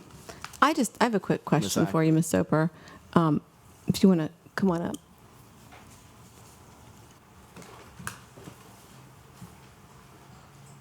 As we had a developer mention that he had applied for this status previously and moved forward with his project, then to find out he wasn't eligible. So I want to make sure moving forward that we're really checking so that the developer knows or the business owner knows that they do qualify for it before moving forward. Yeah, our application does say that residential portions of a project are ineligible, but any commercial portion of a project would be. So typically when a developer applies, anything that's commercial would get the credit on any change in assessment. Okay, all right, thank you. Any other right. questions while I'm up here? Yes. Do we have any more questions for Ms. Soper? All right. Thank you very much, Ms. Soper. And Mr. Holloway, if you think we should have a work session on that, we can do that in the future. So, Ms. Harley. You got to vote on it, Larry. I'm sorry? We haven't voted. Oh, I thought we voted already. Okay. I thought it was a 4-3 vote. Maybe that was the amendment. Yes. All in favor, please say aye. Aye. Aye. Any opposed, say nay. Opposed. All right, the chair votes nay, so it's, I'm sorry, I vote in favor of it, so it's 6-1. You guys are confusing me today, 6-1, thank you. Okay, next item for business is a consent agenda for the boards and commissions. Okay, On the consent agenda, we have resolution number 92-2021. It's confirming the appointment of Brad Mogan as a member of the Wicomico County Tourism Civic Center Commission. We have resolution number 93-2021. This is approving a list of nominees to be sent to the governor in accordance with state law to be considered for appointment to the Property Tax Assessment Appeal Board. And we have resolution number 94-2021, confirming the appointment of John W. Grout as a member of the Natural Resources Conservation Advisory Committee. all right, need a motion to approve the consent agenda for the boards and commissions. So move. Got a motion by Mr. Hastings, do we have a second? Second. Have a motion and a second, any discussion? Any discussion? Ms. Harley, Mr. Grout has served once before, but I think the rules say that he has to wait out before he can serve again. He did, yes, he did serve before, and then that time period has expired, so he is now coming back on. So he's eligible to serve again. Okay, thank you. All right. All in favor, please say aye. Aye. Aye. Any opposed, say nay. Chair votes aye. The consent agenda for the boards and commissions passed unanimously. Ms. Hurley. Next for your consideration is Resolution Number 95-2021. This is authorizing the acting county executive to accept a grant award for shuttered venue operators from the U.S. Small Business Administration in the amount of $1,613,874 to the Wicomico County Department of Recreation, Parks, and Tourism for the Civic Center. All right, need a motion to approve resolution number 95-2021. So moved. Have a motion. Do we have a second? Have a second by Mr. Holloway. Any discussion? Any discussion? Well, I would like to thank Mr. Miller very much. I'm not familiar with all the grant processes, but I've never heard of a grant that didn't take a lot of work. So I'd like to thank you very much for getting this $1.6 million in Wicomico County. No matter how it came about, a lot of work has to get done in order to put it in the right places, and it's going to be a great benefit. So thank you very much. Thank you. To you and your department, you can certainly make comments. Come to the mic, please. Thank you, Mr. Cannon, for that comment. And just for the record, Katie Rouse is our Deputy of Finance. She did the heavy lift on this, so I want to, for the record, thank her for the work that she did, and we're certainly pleased to have been awarded the grant. So, yes, thank you. And that goes out to Ms. Rouse. Thank you very much. Thank you, Katie. Yeah. Thank you, Mr. Cannon. I was going to point out that was a significant figure for the county, and it's well appreciated considering that we don't have a county-wide grants writer, so thank you for finding those grants. Any more discussion? All right. Ms. Harley? Got a vote, Larry? Yeah, thought we did. All right, all in favor of resolution number 95-2021, please say aye. Aye. Any opposed, say nay. Chair votes aye. Resolution number 95-2021 passed unanimously. Now, Ms. Hurley. Next is Resolution Number 96-2021. This is amending the fiscal year 2022 Budget Position Control Document, Exhibit F, to reinstate the major position in the Sheriff's Office and to reallocate the funding to the major position. And we have Sheriff Mike Lewis here if there are any questions. Yes, have a motion to approve resolution number 96-2021. So move. Got a motion, and do we have a second? Second. Have a motion and a second. Any discussion? Any discussion? All right, that should be easy. All in favor of resolution number 96-2021, please say aye. Aye. Any opposed, say nay. The chair votes aye. Resolution number 96-2021 passed unanimously.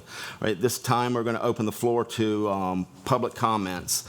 For those offering public comments, please limit your comments to 3 minutes or less. And if you have any materials, please present 10 copies. No derogatory remarks or personal attacks. So do we have any public comments? Yes, ma'am. If you would, go to the podium and state your name and county of residence. Okay. Yes, you can bring that down. Yes, my name is Connie Rayner. I live at 25424 Porter Mill Road in Hebron. Can you speak up a little bit louder, Ed, or bring that closer to you? Because it's, if I can't hear it, I don't know if the tape is picking it up. Is that better? Yes. A little bit, yes, thank you. All right. My name is Connie Rayner, and I reside at 25424 Porter Mill Road in Hebron. I appear before you today on behalf of the Neighborhood Action Group, or NAG, representing dozens of property owners and residents in the Porter Mill Road, Regan Road area between Mardella Springs and Hebron, where the 3 million gallon existing tank for waste primarily sourced from the industrial rendering plant at Linkwood in Dorchester County is located. When the tank went in, we thought an amendment to the Wicomico County zoning code must be needed to prevent future tanks. Then we learned that the present code actually addresses such storage facilities. As explained clearly in the memoranda submitted to the county attorney, the zoning administrator, the planning director, and the acting county executive with copies to you, the county code provides that storage of organic waste produced on premises other than where the storage is proposed can only be approved in the 1-2 zone, subject to special exception. Organic waste, which naturally decomposes, clearly includes both untreated waste from rendering plants and chicken and other processing plants, as well as treated human waste from municipal sewage plants. the main and probably only sources of liquid waste utilizing such open storage tanks. Such a provision is exclusive according to the code, and it also says that the industrial zones are for uses not appropriate to other zones. In other words, if it belongs in industrial zone, it does not belong anywhere else. I'm sorry, I'm really dry. I understand. Yeah, You're fine. yeah, sorry. This proposal, while it does not directly affect the legality of the approvals previously granted for the 3 million gallon storage tank, simply illustrates that they do not and cannot dispute that they have made a mistake in approving the existing tank, but are determined to, Mr. McCain, you want to give her some water? yes, I'm taking a new medicine. I've got Lyme disease and it's just a mess. Thank you, Mr. McCain.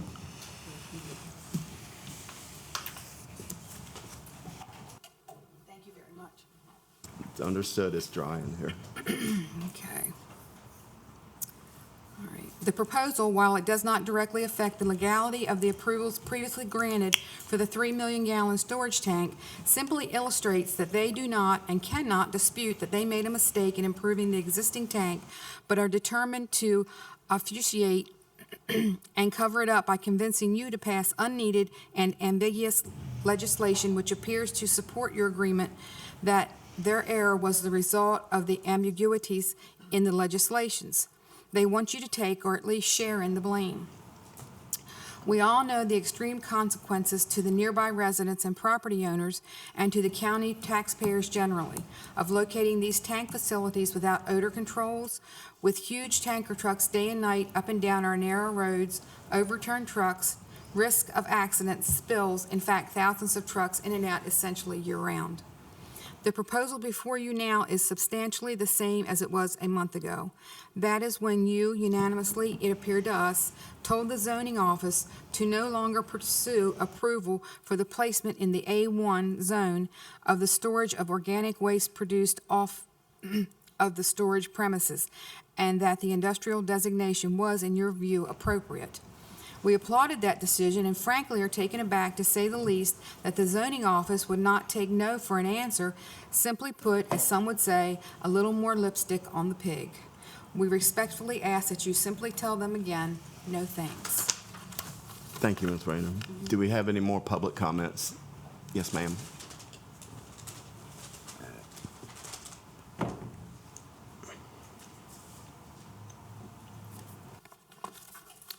I am Susan Parker. I am a lifetime resident of Wicomico County, and I'm here to read to you a letter stating the position of the Wicomico Environmental Trust on this issue. Dear County Council members, the Wicomico Environmental Trust supports the clear and explicit direction the County Council gave to the Planning and Zoning staff on drafting legislation to clarify the treatment of permit requests for dissolved air flotation storage tanks, including, crucially, that these storage tanks be permitted only in the I-2 districts, not in the A1 or I-1 districts, and only subject to special exception with appropriate restrictions. Therefore, WET is dismayed to note that the proposed legislation to be discussed at this work session is utterly inconsistent with the Council's clear and explicit instructions. The proposed legislation, in effect, enshrines in the zoning code the novel and destructive idea that heavy industrial uses may be approved in areas zoned for agricultural use, contravening the Council's clear policy intent and radically changing the current law, which prohibits siting heavy industrial facilities in the agricultural district. The addition of regulations regarding a 300-yard setback and a 5-acre site do nothing to address the serious environmental and public safety issues associated with open-top tanks at risk of breakage and without any means of containing the toxic sludge from contaminating nearby waterways. They do nothing to address the risks posed by heavy tanker traffic on narrow country roads that were never built to handle industrial-type traffic. The Wicomico Environmental Trust urges the council to reject the current proposed legislation. Sincerely, Madeline B. Adams, President of the Board, Wicomico Environmental Trust. Thank you. Thank you, Ms. Hargraves. Do we have any more public comments? Any more public comments? Last time. All right, moving on to council comments. Do we have a council comments? I think I said enough. I think you did. Do we have any more council comments? All right, moving on to the president's comments. I have a note to make request. I do have a request. Okay, while I'm looking for that, Mr. Holloway. Just as a reminder, the Wicomico County Fair starts this Friday, Saturday, and Sunday. Folks want to come out and check out the fair. Lots going on. The ribbon cutting's at 4 o'clock Friday afternoon. Thank you. Thank you. Got a request to let the public know there's a toiletry drive for recovery from September 1st to the 30th of September of this year for Wicomico Goes Purple. Donations can be made at the following locations: Wicomico County Tourism and Welcome Center, the Civic Center box office, Government Office Building, United Way of the Lower Shore, Asbury United Methodist Church. All donations will be provided to local area agencies and individuals, and thank you for everyone that participates in that. Like I said earlier, I do thank everyone that came to the council meeting to speak on behalf of the legislation and as well as the public comments. So we really do appreciate that, and that's how we get to make our decisions, because we know how the public feels, whether you're a developer or whether you're a citizen. So thank you for letting us know. The council will be going to Mako starting Wednesday, which is the Maryland Association County Conference, and we'll be participating in Ocean City, and that's a very important conference where the council learns a lot about what's going on in the nation as well as the state. And Mr. Holloway mentioned the county fair, which will start Friday with ribbon cutting, and it goes through Sunday. And many of the council members will come back for the ribbon cutting, and then we'll be back Saturday to attend and participate in the fair. So it's always a good event, and it supports the farmers too. So thank you very much. I need a motion to end a second to adjourn for a legislative session and to go into open work session, followed by a closed work session pursuant to the general provisions article section 3-305B1 to discuss a personnel matter pertaining to the Wicomico nursing home to protect the confidentiality of the individual. I need a motion. So moved. A motion by Mr. Kane. Do we have a second? Second. Have a motion and a second. All in favor, please say aye. Aye. Any opposed, say nay. Chair votes aye. Thank you. I'm sorry? Well, we're going to break for lunch in a few. About 20 minutes away. All right. As you see on the agenda, the open work session, the number 1 has been postponed. Number 2, the discussion of the West Metro Park project planning funding. Mr. Steve Miller.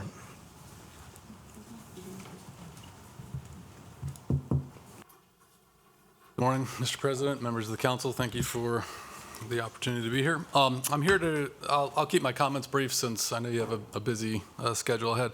I'm here to request an amendment to the FY22 CIP and also to the capital budget in the amount of $100,000 to allow us to begin a master planning process at the West Metro Core property on Leavenworth Shield Road. Council obviously knows this, but the property was acquired back around 2009. Since that time, we have leased that property to a farmer, and we've collected approximately $300,000 in farm lease monies since that time. So the request is to transfer $100,000 from Recreation Parks fund balance to establish a capital project. What that would allow us to do is to initiate an RFP process to find a master planner that would include a public process, and we would initiate that this fall. So that would be the intent. I'd be happy to answer any questions if any members have questions, but that was... Do we have any questions from Mr. Miller? Ms. Ackley? I wanted to thank you for reaching out to the citizens who were concerned at the prospect of losing this park. So I really appreciate you taking the time to meet with them and to move forward with this. Thank you. Any more questions or comments? How many acres? Mr. Hastings. How many acres? The property is 100 acres. Okay. Great. Ms. Holloway, do you have any questions on this for Mr.? Any more questions, comments? All right, does the council want to move forward with this? Need a consensus? Okay. Yes. Move forward with it? Okay, sounds like we have a consensus. So thank you very much. Thank you. Thanks, Steve. Mr. President? Yes, ma'am. That request is going to require a public hearing, so we can have that on September the 7th at 6 p.m. Okay, thank you very much. And now we're going to discuss the premium pay for coming from the American Rescue Plan. Ms. Olin and Ms. Curry. It's still morning, so good morning. It is morning. So we are coming before you. We have had requests from a couple departments, corrections, emergency services, and the dispatch section of the sheriff's department to look at ways that we can help retain the employees that we have. Those positions are very training intensive. It's expensive to train them. And so we are in the process of doing a whole salary survey for the county as a whole. We are currently below market in the positions for what we give to those positions in our current pay scale. But we don't know the magnitude of our problem across all departments, all areas. And so the way we are looking to address this until the salary survey comes in is to look at these three departments because of the salary issues and the competitive nature of getting these positions filled and retained. American Rescue allows us to provide premium pay to people who have worked through the pandemic and worked through the pandemic on site. Mm-hmm. All three of those positions are ones that can't be done elsewhere. They couldn't go remote. You can't have a correctional officer work from home. And so we are looking for the fiscal year 22, I'm sorry, that just cut out. Fiscal year 22, provide a incentive for the employees that were here as of June 30th and also the employees that will be here as of December 31st to try to retain the employees that we currently have and have currently trained. We are, as I said, at a competitive disadvantage to some of the local other correctional facilities. Mm-hmm. And this is one way to bridge the gap until we know the magnitude of the problem for the county as a whole. We don't feel it's appropriate at this time to pick and choose departments to give raises to, but we feel we can provide this and reward the people who had to be here throughout the pandemic. Okay. And use funding that does not come out of fund balance. It is American Rescue funding that we are getting we have received from the federal government. Mr. Holloway? What about roads and planning and zoning? They all work through it, and I know roads is down, significantly in the amount of employees they have. Have you considered them too? We have looked at other departments. We have looked at I've looked at my own department, but my own department, we worked through the pandemic. We were here, but I only had 5 employees that had to physically be in the building 5 days a week throughout the whole thing. All my other employees worked part-time in and out of the office. And looking at the American Rescue language, it is geared towards those who had to actually come in physically. It has made mention of, I believe I've heard the council state that you've heard from some departments about concerns about their pay. This is one way we can bridge a gap until we have the full picture. I'm not saying there aren't other areas within the county, but this meets the definition to the best of my ability to read the legislation. And right now, American Rescue, even though everybody talks about let's spend the money, let's spend the money. We are still in a state of interim guidance. We do not have a final ruling from the federal government as to how this money can be spent. And so the executive and finance, as well as HR, have made the decision that in this instance, this is the most appropriate way and to spend a portion of this funding without concerns that it will violate any restrictions when the final rule is issued. So the roads department and the landfill, those folks have to come to work also. I understand, Okay. and we But may, so they were not considered in this at all? not at this time, no. So that would come from the county executive, correct? The county Correct. executive, so they didn't consider them in there, okay. Not at this time. But I'll commend you and Ms. Curry for, I know particularly like with our correctional officers, this has been just an ongoing issue and struggle. And I know, they're struggling retaining people. I know they're hiring people, but it seems to be, 7 leave and 5 come.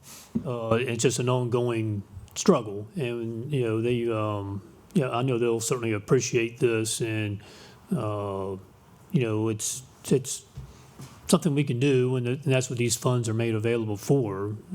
So, I commend you for your efforts here, and I know it's a struggle, and I commend you for doing the countywide study, because that does need to be done. So, but and I recognize the fact that will take time.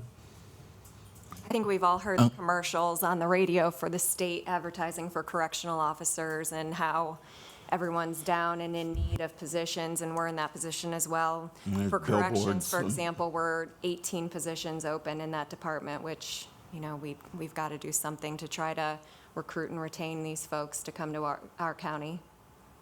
I agree with what you're doing, but you're picking and choosing. Just like Joe said, you're picking and choosing certain departments. And if you look at the county as a whole, the whole county is suffering as far as employees and retaining them. And I think if you're just going to pick and choose a certain department, you're going to make the other departments mad, and that's going to make them even leave even faster.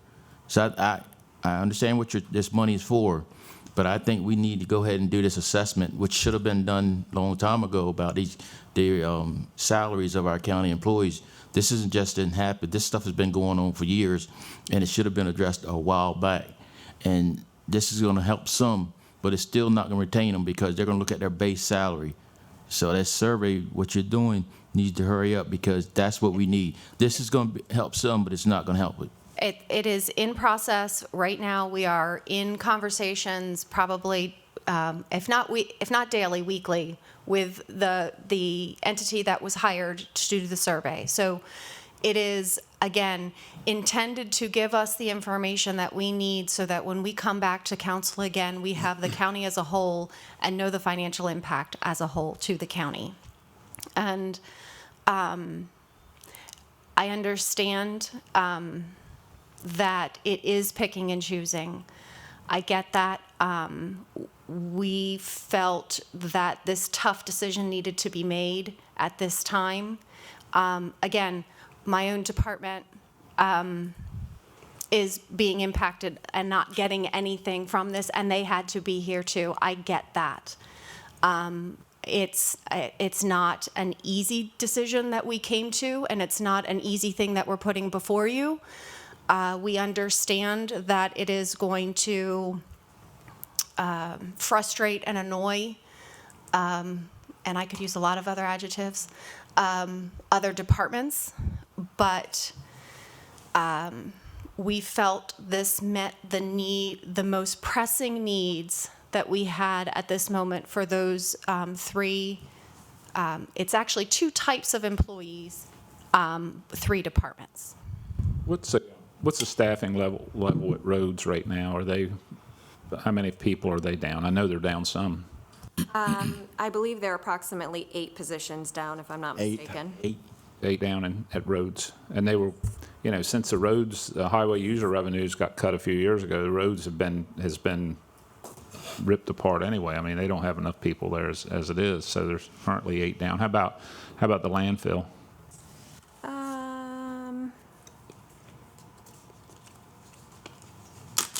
I believe 3 or 4.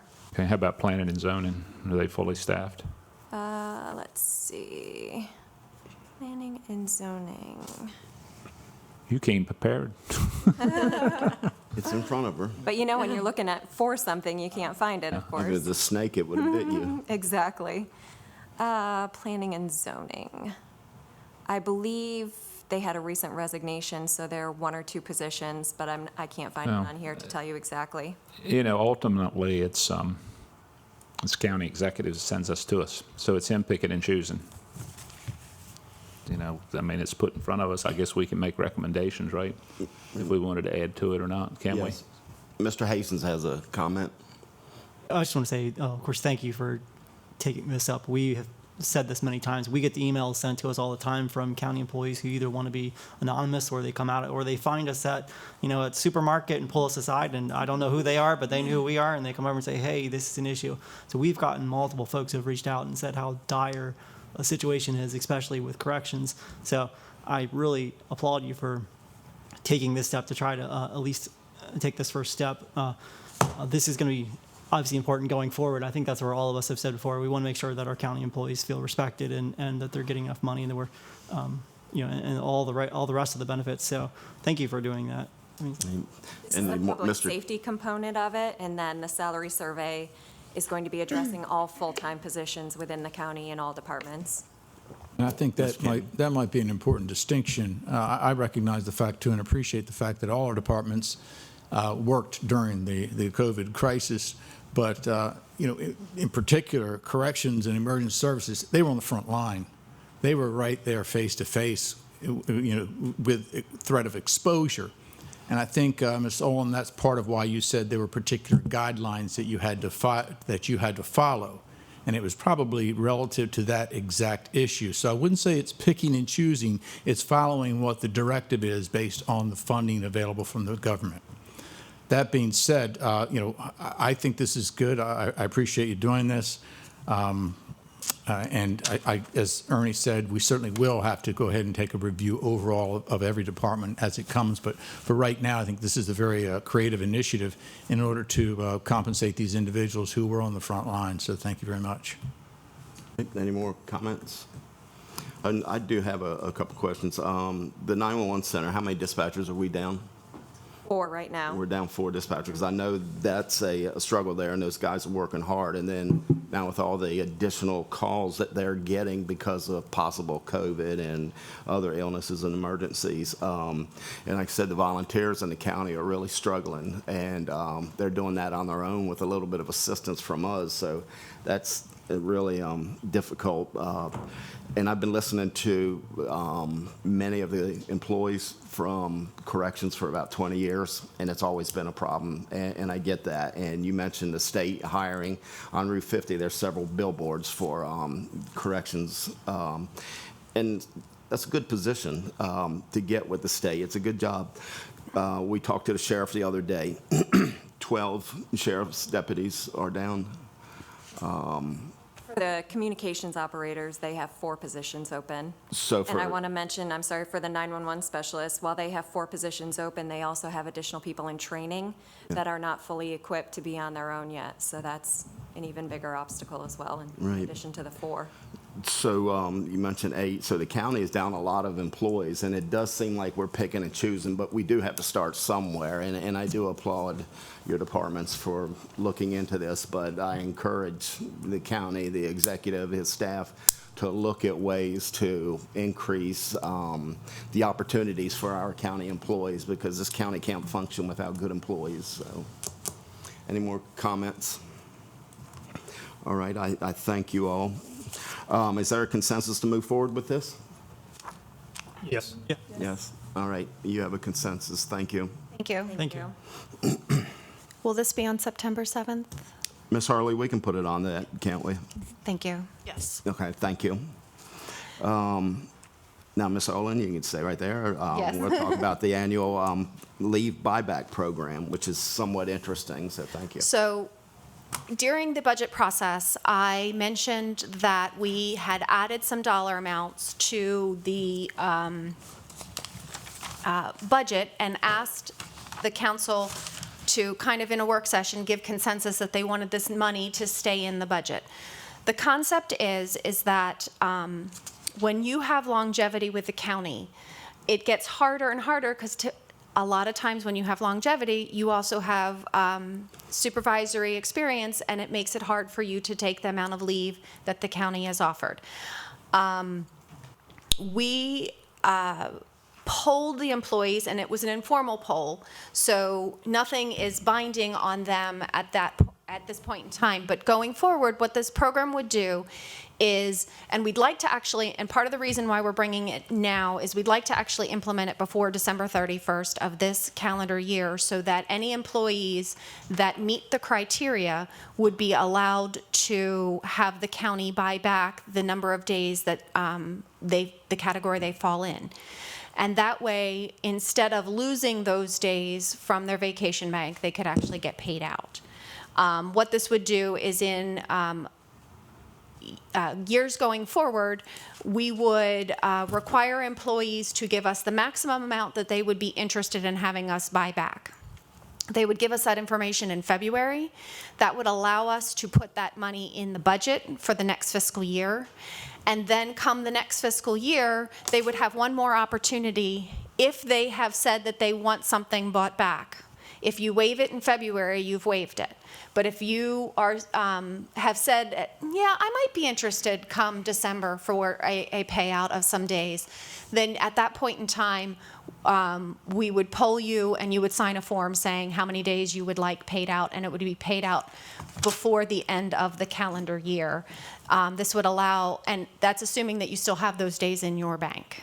That would allow the employee to not lose the time and get paid out, because the way the current handbook is written is that at December 31st, if you do not get under the magic number, you lose those hours. And so this would help employees get under that number if they would like a payout. So we're coming to you to ask for the legislation to be passed outside of any other whole host look at the personnel manual, but add this language now so that we could implement it for this fall and allow employees to be paid out. And just to add to that, I'm sorry, there is a number of folks that this includes throughout the county. For the 9 to 16 years is about 107 of our employees. And then for the 17-plus years is about 156 employees. So we have a lot of longevity within the county. And I know there are people that, there's one in my department that struggles to get her time in during the year so that she doesn't have to lose any of that time. So this will impact quite a few of our employees. So you've talked to employees that want to do the buyback? Yes, and we, again, before we ever brought it to council in the budget, we took an informal survey and asked for people, would you be interested? And we got a lot of positive response to that request. And again, it would allow people to make a decision as to whether or not they would like the time bought back, or if they would like to try to, or to schedule the time to take off. I am one of those people who's been here a long time, and it becomes harder and harder each year to take the number of hours that I have been given. I'm, perfectly honest with that. It's, you here longer. A lot of times you're here and you have, as I said, supervisory experience or longevity, and you're relied upon in your department, and it becomes hard to take the number of days. The benefit is one that we'd like to maintain and not change the benefit, but we would like to offer an additional way for people to utilize that benefit. I mean, I'll go back to what I said earlier. I commend you for this. I mean, I think I like this. Can you sort of just walk me through an example? Maybe use yourself as the example of someone who has those years. So, go ahead. Yeah, go ahead. Just walk me through it. I have 9 years experience. I will have been here, and I fall in the category that would allow me to have the county purchase 4 days. What that does is that it takes me back down to kind of the accrual level from the previous kind of, where it might have been a little easier for me to take a little bit more time. And so I'm coming up on this calendar year that there's a possibility if I don't take off some time between now and December 31st, I could lose time. This would allow me. And by losing time, you're losing pay. I'm losing pay. Right. That's right. Right. I just want to make sure Yes. those two things are correlated. Yes. So I'm losing pay. Right. The county has offered me a benefit of a number of days. I am not able to utilize that full benefit, and I will then lose that pay. And so this would allow me and allow, over 200 other county employees to make a personal decision as to whether or not they want to take the time, or they would like some additional funding to avoid having the stuff be taken out of their bank with no compensation for it. You say you're losing pay, you say you're losing some vacation pay. Correct. Okay. Yeah, I'd say it's funny. I've always been somewhat of a proponent of use it or lose it. I've had to live through it in the private industry. I've had to live through that where everyone was struggling to use their hours so they didn't lose them.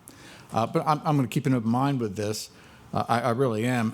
When you suggest the amount of hours, I'm assuming it's the hours over the 360? Correct. It looks to me like the payback of it is kind of like if you're within the 9 years, it's like a 25 cent on the dollar reimbursement. Well, no, they would get the option to have 4 days paid back. Right, 4 days So they if would, they've accrued 16 days. correct. So that's kind of like 25 cents on the dollar. Well, it's 25 cents or 25% of the days that they've accrued. Okay. It's So it's not the full amount. No, it's 25% of the accrual that they have. Okay. Trying to make it in financial terms for me to understand might be impossible. And if it's 17 years or more, it's more of like a 50%. Again, the way we came up with the concept is to take the person back to the accrual rate before 9 years, so that they would have the option to have paid out to them the difference between the old accrual rate at 8 years and then past that. So the intention was, so currently I get 12 days a year. Again, I'll use myself as an example. I get 16 days, and this would take me back to the accrual rate of 12 days because I would get those 4 paid out to me if I choose that. Okay. Just out of curiosity, I'm assuming you're following a model or an example here, or not? I've seen this before, so I'm assuming you're emulating something. The concept is from someone before. We took the very specific situation of our county and our accrual rates and, discussed it with the executive, discussed it with the legal department, and this is the parameters that we came up with that we felt were appropriate for our current model. Mr. Hastings? I was just say, I'm happy to see this and support this, but I also want to, of course, emphasize we want to have enough staff capacity that people feel like they can take time off and not have to worry. So the mental health piece to this is actually really important. And there was I can't even remember the quote, and I couldn't find it up here, but Robin Williams' son made a post the other day. Of course, this was the anniversary of his suicide, but he was pointing basically back to this kind of situation where you have individuals overworked. And so the mental health capacity is always so important. We need to make sure that folks feel that they have the ability to take time off and that they have capacity around them to handle the workload. So. And that's why if they elect to do this at the beginning of the year, they aren't committed to anything. They can choose to do less towards the end of the year or not do any. They just can't up it after their February election. And the reason for that is that we would be setting the budgeted amount in the next fiscal year budget, and so we wouldn't have any additional funding available to us to increase it. All right. Mr. Holloway? What's the maximum amount of vacation time anybody can get in Wicomico County? It's the over I'm blanking on it at the moment. Do you mean Say they've been here 30 years or 25 years or 40 years. 20 days is the maximum? Maximum. Mm-hmm.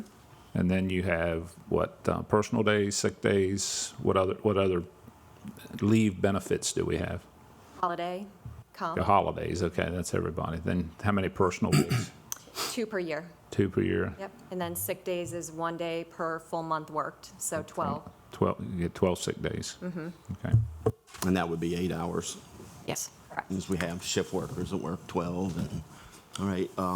Do you, I think Mr. McCain touched on it, do you have like sample legislation? I believe it was, actually, the legislation would actually be the last attachment to what you have. Okay. The legislation would be pretty simple, say, hey, attach the language at the very back of your packet was 1505-F. That would be the actual language that we would like inserted. Okay. So the legislation itself would be, hey, here's the attachment. We'd like this added to the personnel manual. So the actual language has been presented to you now. Okay. Any more questions or comments? Ms. Hurley? Just so it's clear, you're looking to have legislation approved now. Would this then go in effect fiscal year '23? Yeah, we're looking to actually, the one piece of it is that we would give everybody the opportunity to, for fiscal '22, to implement it. Because again, we put money in the budget. Again, that was the discussion we had with council back in May, I think. We put money in the budget to fund this concept, and I mentioned to you that I would be coming back to you with actual legislation, and this is the start of that legislative process. So it wouldn't apply for this calendar year, though, is that correct? No, we would pay it out for this calendar year. So in December, you would pay it out? Yes. Okay. And you said you wanted it by December. Well, what would happen is we would need you to pass this so that it would be eligible, and then we would make the payment in no later than the last pay period, the pay date. I don't know why this one keeps popping out on me, sorry.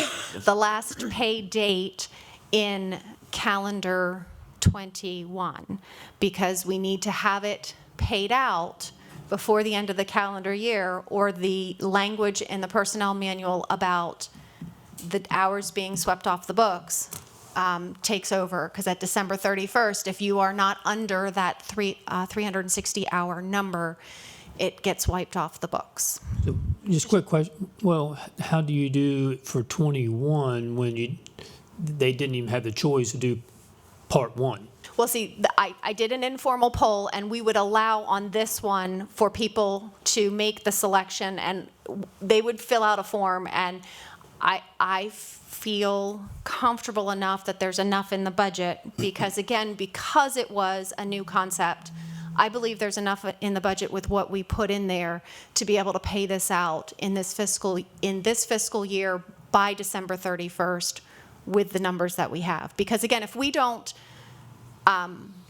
implement this and do this in December, the money won't be there, because it would be the next fiscal year that we would do the next payout, because the payout will be in December. Ms. Hurley? My only concern is the timing of the effective date of that bill. I think you're cutting it really close. Mr. Wilbur, you can correct me if I'm wrong, but I mean, you're looking at introduction at the next meeting. You still got to get through the public hearing process. Does it have to, it's attaching to the personnel manual. Is that a legislative or is that a resolution? It is a legislative bill. So I don't have. Mr. Wilbur? It's just, it's going to be a tight time frame. Yeah. I mean, we have the ability in, let's see, if we introduce on the next one, we would introduce on the second, because of the 2-week notice, or is this a 1-week notice? So the next one would be the 5th, and then you'd have 60 days after the 5th. That would take you to December. You would still have time in December to make the payments. Yeah, it's close, though. It's close, but it would have to, kind of like when I introduced the bond legislation last time, the timeline has to be kind of followed to be able to meet all of our deadlines. This deadline is available and eligible to be met. All right. I have a question. I know this is going to help some employees that are struggling, but what's the benefit to the county? Employee satisfaction. And I get Well, that. don't you also get a little bit of productivity where people are, yeah, someone's not, you give yourself as an example again, you feel you're needed from a supervisory standpoint, and you actually stay and perform those duties, as opposed to, well, I'm going to lose these days anyhow, so I'm just going to take off. And then we have a productivity issue, or something can't get resolved because, so, I mean, there is a productivity side to this. Good point. We'll have employees at work. Also, Have you ever? paying out in December would give people some extra holiday money. should That's they right. Choose to do that. That's right. That's what I was thinking. Have you ever done a study to find out how much employees have lost on the Use It or Lose It program? We have not done that. I can attempt, I can't promise, but I can That attempt. would be interesting. I can attempt to see if we have that information. I feel it is appropriate to make a policy that is consistently then applied and stated for all employees. Right. Because I hate seeing employees lose something that they really earned. So, any more questions or comments on this? All right. Are we going to move forward with this? Need a consensus? Sounds good. Yep. Everybody good down here? All right. We're going to move forward with that. Thank you. And Ms. Hurley, that will be on the agenda for the next meeting as a hearing. Number 7, as an introduction. Okay, good. Thank you. And the last thing for you is one-time sign-in bonus for eligible workers, Ms. Pam Olin and Ms. Jackie Curry. So this is a kind of an add-on, an additional concept for those 3 departments that we talked about previously, to try to get people in the door and that they stay in the door. It is a signing bonus, but it's not day 1 signing bonus. We need them to actually come and stay for a little bit and be productive members of our community within our employee community.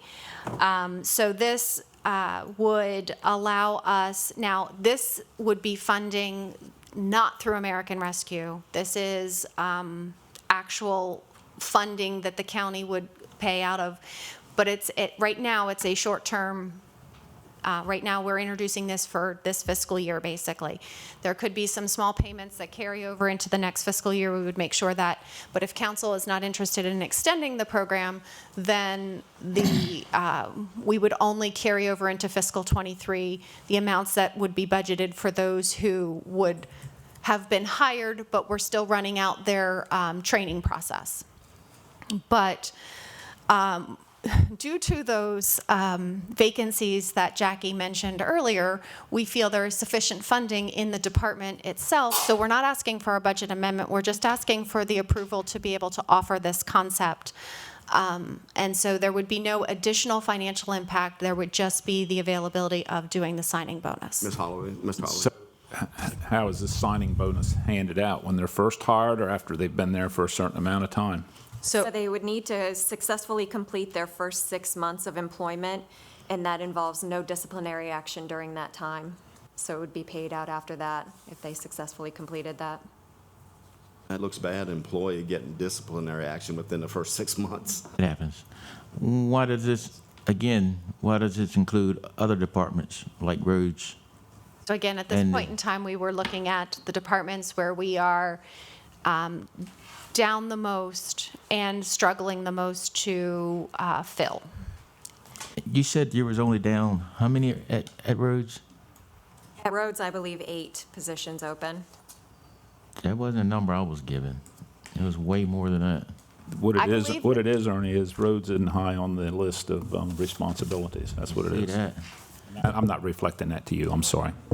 Yeah. So the eligible employees would be emergency services and corrections. Yes, we did create this. We could include the third group, the sheriff's office communication specialists as well. I I kind of inadvertently left them off of this one. It wasn't intentional. It was kind of it was intended for the two groups to be the same. So Sure. when legislation would come, it would actually include that third group as well. So law enforcement would be, No, not law enforcement. It would just be the communication specialists. The same ones that are eligible in the premium pay would be eligible for this signing bonus. So that the communication specialist at the sheriff's department. Correct. It would be But no deputies. No deputies. Gotcha. Any more comments? Well, I'm fully aware of the competition that we have with the corrections department, because we have, there are other agencies that are, battling for those same individuals and successfully hiring. I'm not as familiar with emergency services department. I'm just not. So, I would want to have a better idea of what we're up against in both areas before I really made that decision. So the emergency services is, it is from my understanding, and Dave Shipley could answer this better than I could, but it is a high stress, high training job. As Jackie stated, we have some positions currently filled, but they are not considered trained, and so they can't work a shift by themselves. They literally have to still sit there with a trainer. Right. So the length of time it takes to be a fully trained 911 operator and communication specialist at the sheriff's department is lengthy. And so what we're trying to do is we're trying to compete against other areas that are hiring, and also trying to give an incentive to come work for us. Because I've done some research, and I believe we've lost some dispatchers, the communication specialists to Sussex County, Somerset County, and I believe in Dorchester County. So that is an issue, Mr. Cannon. Right, but does a signing bonus resolve that issue, or does a increase in the pay scale resolve that particular issue? And that's a good question. They're going to be looked at in the salary survey as well. Again, this was our way of bridging the gap until the salary survey came into place. Again, it's this kind of the same arguments that we used on the American Rescue. The difference is this is coming out of money that we already have in hand due to vacancies. So, Mr. Cannon, Holloway, go ahead. Well, we keep talking about this salary study. What are we, how many employees, 500, 300? Just under 600. Just under full-time. 600. No doubt when that comes in, it's going to show that we're going to have to increase salaries across the board a lot, probably.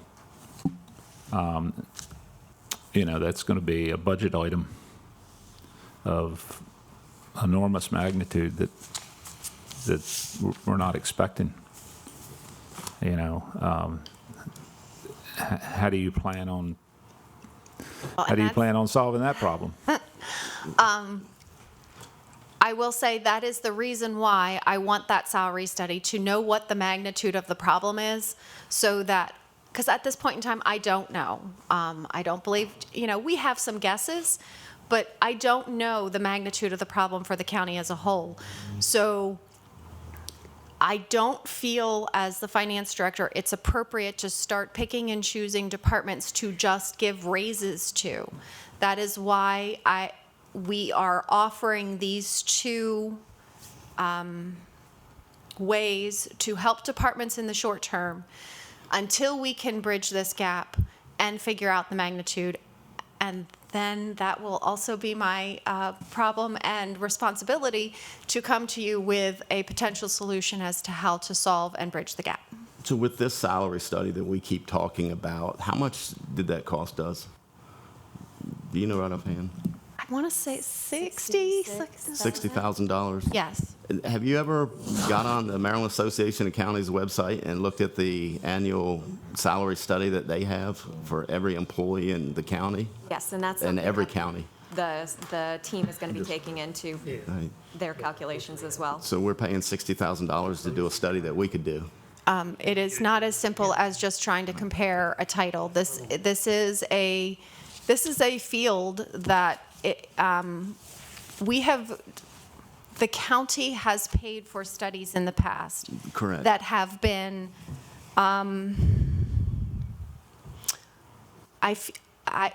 my personal opinion, have picked and choose titles. This is not picking and choosing titles. The last study did that. This is whole host, every title across the county. And this is something that, the other advantage to having it be outside, it can't say that we influenced it at all. We have brought an outside objective party that is not the finance department, that's not HR, that's not the executive's office. It is an outside company that is trained in doing this, giving us objective information so that it can't be said that we're doing, we're picking and choosing. Right, and I hope that that study will tell us something or identify issues that we can't see, but we all know that we can look at what Dorchester or Caroline County's paying their employees by pulling up that study. So I hope that they can identify something that we miss, and I hope they're fair to all of our employees. One quick question regarding the study. Are they providing any information in terms of like the number of positions that we may have in different departments and the hierarchy within those departments? Because I would just throw this out there, and for long-term sustainability, and you look at the number of vacancies we have, and you look at the competition you have from other government entities, frankly, you need to look at a different, or I used to, we need to be looking at a different model. You know, if you go back what we were doing 15, 20, 25 years ago, that model hasn't changed much over time. So, you know, is there different ways to do business? For example, you know, different, you know, combining departments. So just a whole host of things to make it a more efficient, and in the day, a more efficient model. I know that's a tall ask, but, you know, but is that part of what they're doing? They are looking at our positions and the positions that we have. I don't believe they're really evaluating whether or not those are the right positions for us to have. Right. That is That's kind of where I'm heading with this. To some degree. But I will also say, though, that, again, the magnitude of the problem could have the administration then look at what is the most efficient way for us as a county to provide the services that we need to. And my fear of stating this, the way I'm going to state this, is people are going to take it out of context. But we do have to look at everything that we offer as an employer across the board. And all of those things that we offer across the board play a role in what is considered your salary and benefit package. And we have to take a look at that as to what is the most attractive combination of that for our current employees and any future employees that we would like to have.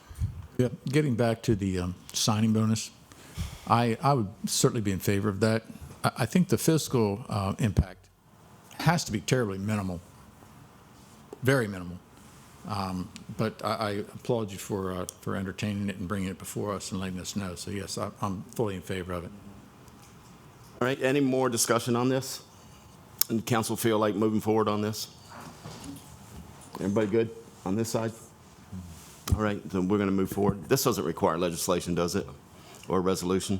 I believe it needs to come back before council as a resolution. It would have to, I believe it's a resolution. It's Okay. kind of just stating that you're authorizing us to pay this concept. And we can do this at the next meeting? Yes. Okay, so good. Any more questions or comments? All right, thank you. At this time, the council is going to take a lunch break, and we'll come back in 30 minutes. All right, this time we'd like to bring the meeting back to order. Then continue with the open work session. This time we're going to have a proposed zoning to open top storage tanks, and Mr. Paul Wilbur. Great. And I have with me Andrew Illuminati, my partner. Hi. Okay, since our last work session and our discussion, we've made the following modifications to this proposed zoning amendment, which would go to the Planning Commission if we clear out on a consensus to go forward today. On the first paragraph, nothing new there. On the second paragraph, we've reduced the gallonage from 250 to 150 to make it even tighter. And we did take out the village zone, but we left in the A1 because until the litigation is resolved, we should leave the parties in status quo. As soon as all the litigation's over, if you want to take out A1, fine. You can take her out.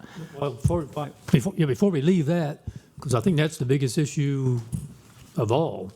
So, before we, I guess, go to number 3, I guess, we need to talk about that further. I mean, what we do as a legislative body, separate from whatever, the litigation aspect that's going on, I mean, isn't it just, at the end of the day, 2 different animals? Well, there is an interconnection that if we take it out of A1 and say the litigation result is that the tank isn't permitted, then it would be a non-conforming use as opposed to a permitted use. Correct. So that would. But if that's a legislative choice that the council makes, isn't at the end of the day, that's just a legislative choice that the council's made? It's a legislative choice, but I think we should leave the parties, the neighbors and Mr. Burns, status quo until the litigation's over. So when we just grandfather in anything that's been done and just basically, here's regulations going from this date forward? Yeah, regardless of the litigation, it's grandfathered in, so it's not going to make any difference. But it would be a non-conforming use. That puts, potentially puts Burns in a different category than he is in right now. We're not worried about the litigation right now as much as we are what's right for the community today moving forward. And the litigation could go on for years. We don't know that. And I think, this is important to get this legislation through as soon as possible. Well, and help me from a legality standpoint, any litigation is based on what was in effect at the time of the, when the litigation started. Right. So something that's done subsequently, like us adopting new legislation around this, is all post the dates of the litigation and what was in effect at that time. I mean, or correct me if I'm wrong. Well, depending on the result of the litigation, Burns's rights could be affected. And that's why I'm saying I would leave it alone until the Burns matter is concluded. Then if you want to take it out of A1, that would be my recommendation. I still don't understand. How is it that it's not forward-looking?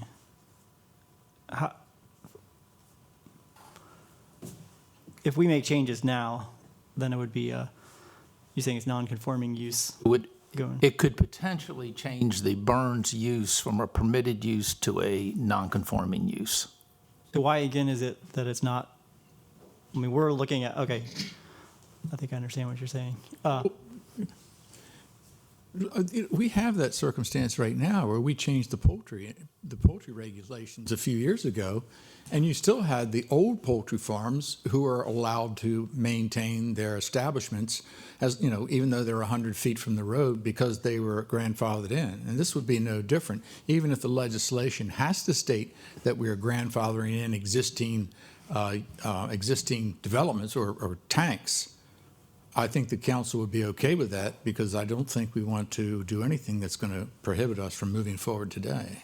It's saying with the poultry legislation, they all became non-conforming uses, those that didn't move forward, right, which makes it more difficult to keep that use. For instance, if you don't keep the use in active use for a year, you lose it. Understood. Well, I don't see where that compromises Mr. Burns, because he hasn't suggested that he's going to be inactively using that. I mean, he plans to be using that, I think, for the next 20, 30 years. I would be more concerned with what this council wants to do in regard to the county and the citizens as a whole, and get that legislation out the door so that we can prohibit this. We don't want to have a moratorium in perpetuity. We want to get something done.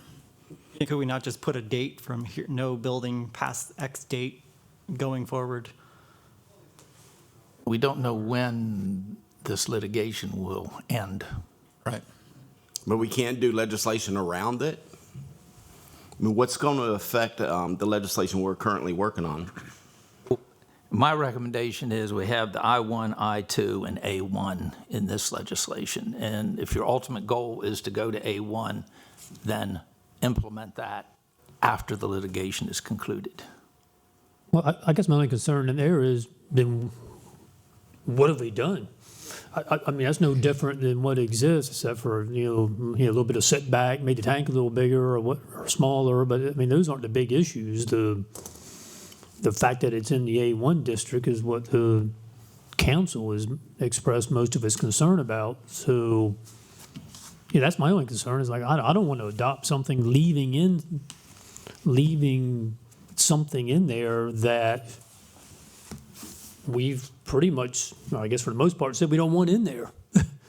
I don't know. Ms. Hurley keeps putting her hand up. So my understanding is that it would be allowed only by special exception, Correct. and that's the difference between That's the big change. That would be Yeah. new tanks. yes. New tanks. Right. But special exception, if you meet, all you have to do is meet what's stated in the zoning code, and you can't be denied a special exception if you meet the criteria. It's conditioned. Right. If you meet all the conditions, then you can't be denied, which in essence makes special exception, I don't want to say a moot point, but in most cases, you're going to get your special exception, because like I say, you can't be denied if you meet the conditions. I think they can add certain conditions. They can add conditions, but that's why in the legislation, the gallonage is pulled so far down to 150,000, the setback's 300, the minimum size acreage is 5 acres. It was in an effort to make it preconditioned. And as long as you meet those conditions, then you get the special exception. So it doesn't, but we, or at least people on the council, have made comments that, they do not want this in the A1 zone district, and it should be in the industrial zone districts. So I'm having a hard time getting past 2 and 3. Yeah, well, I hate to cut it off the knees right out of the gates like that, but yeah, I'm having a hard time getting past 2 and 3 here. Yeah, whether it's 150,000 gallons, more or less, rather insignificant. If it's in the industrial, it's in the industrial, and we'll work with it there. So, I remember discussing another issue with any material that is not produced on one's farm being disposed of, and that was in regard to the traffic and transporting this material, wherever the material is. So is anywhere in this code discuss that? The traffic, I believe, would be a law enforcement issue. No, I mean the material that's being No, disposed of. that's a state issue. So it can't be, so if it's on, we can't write into our code that, similar to like the manure tanks, it's something that's produced on that farm and then disposed of.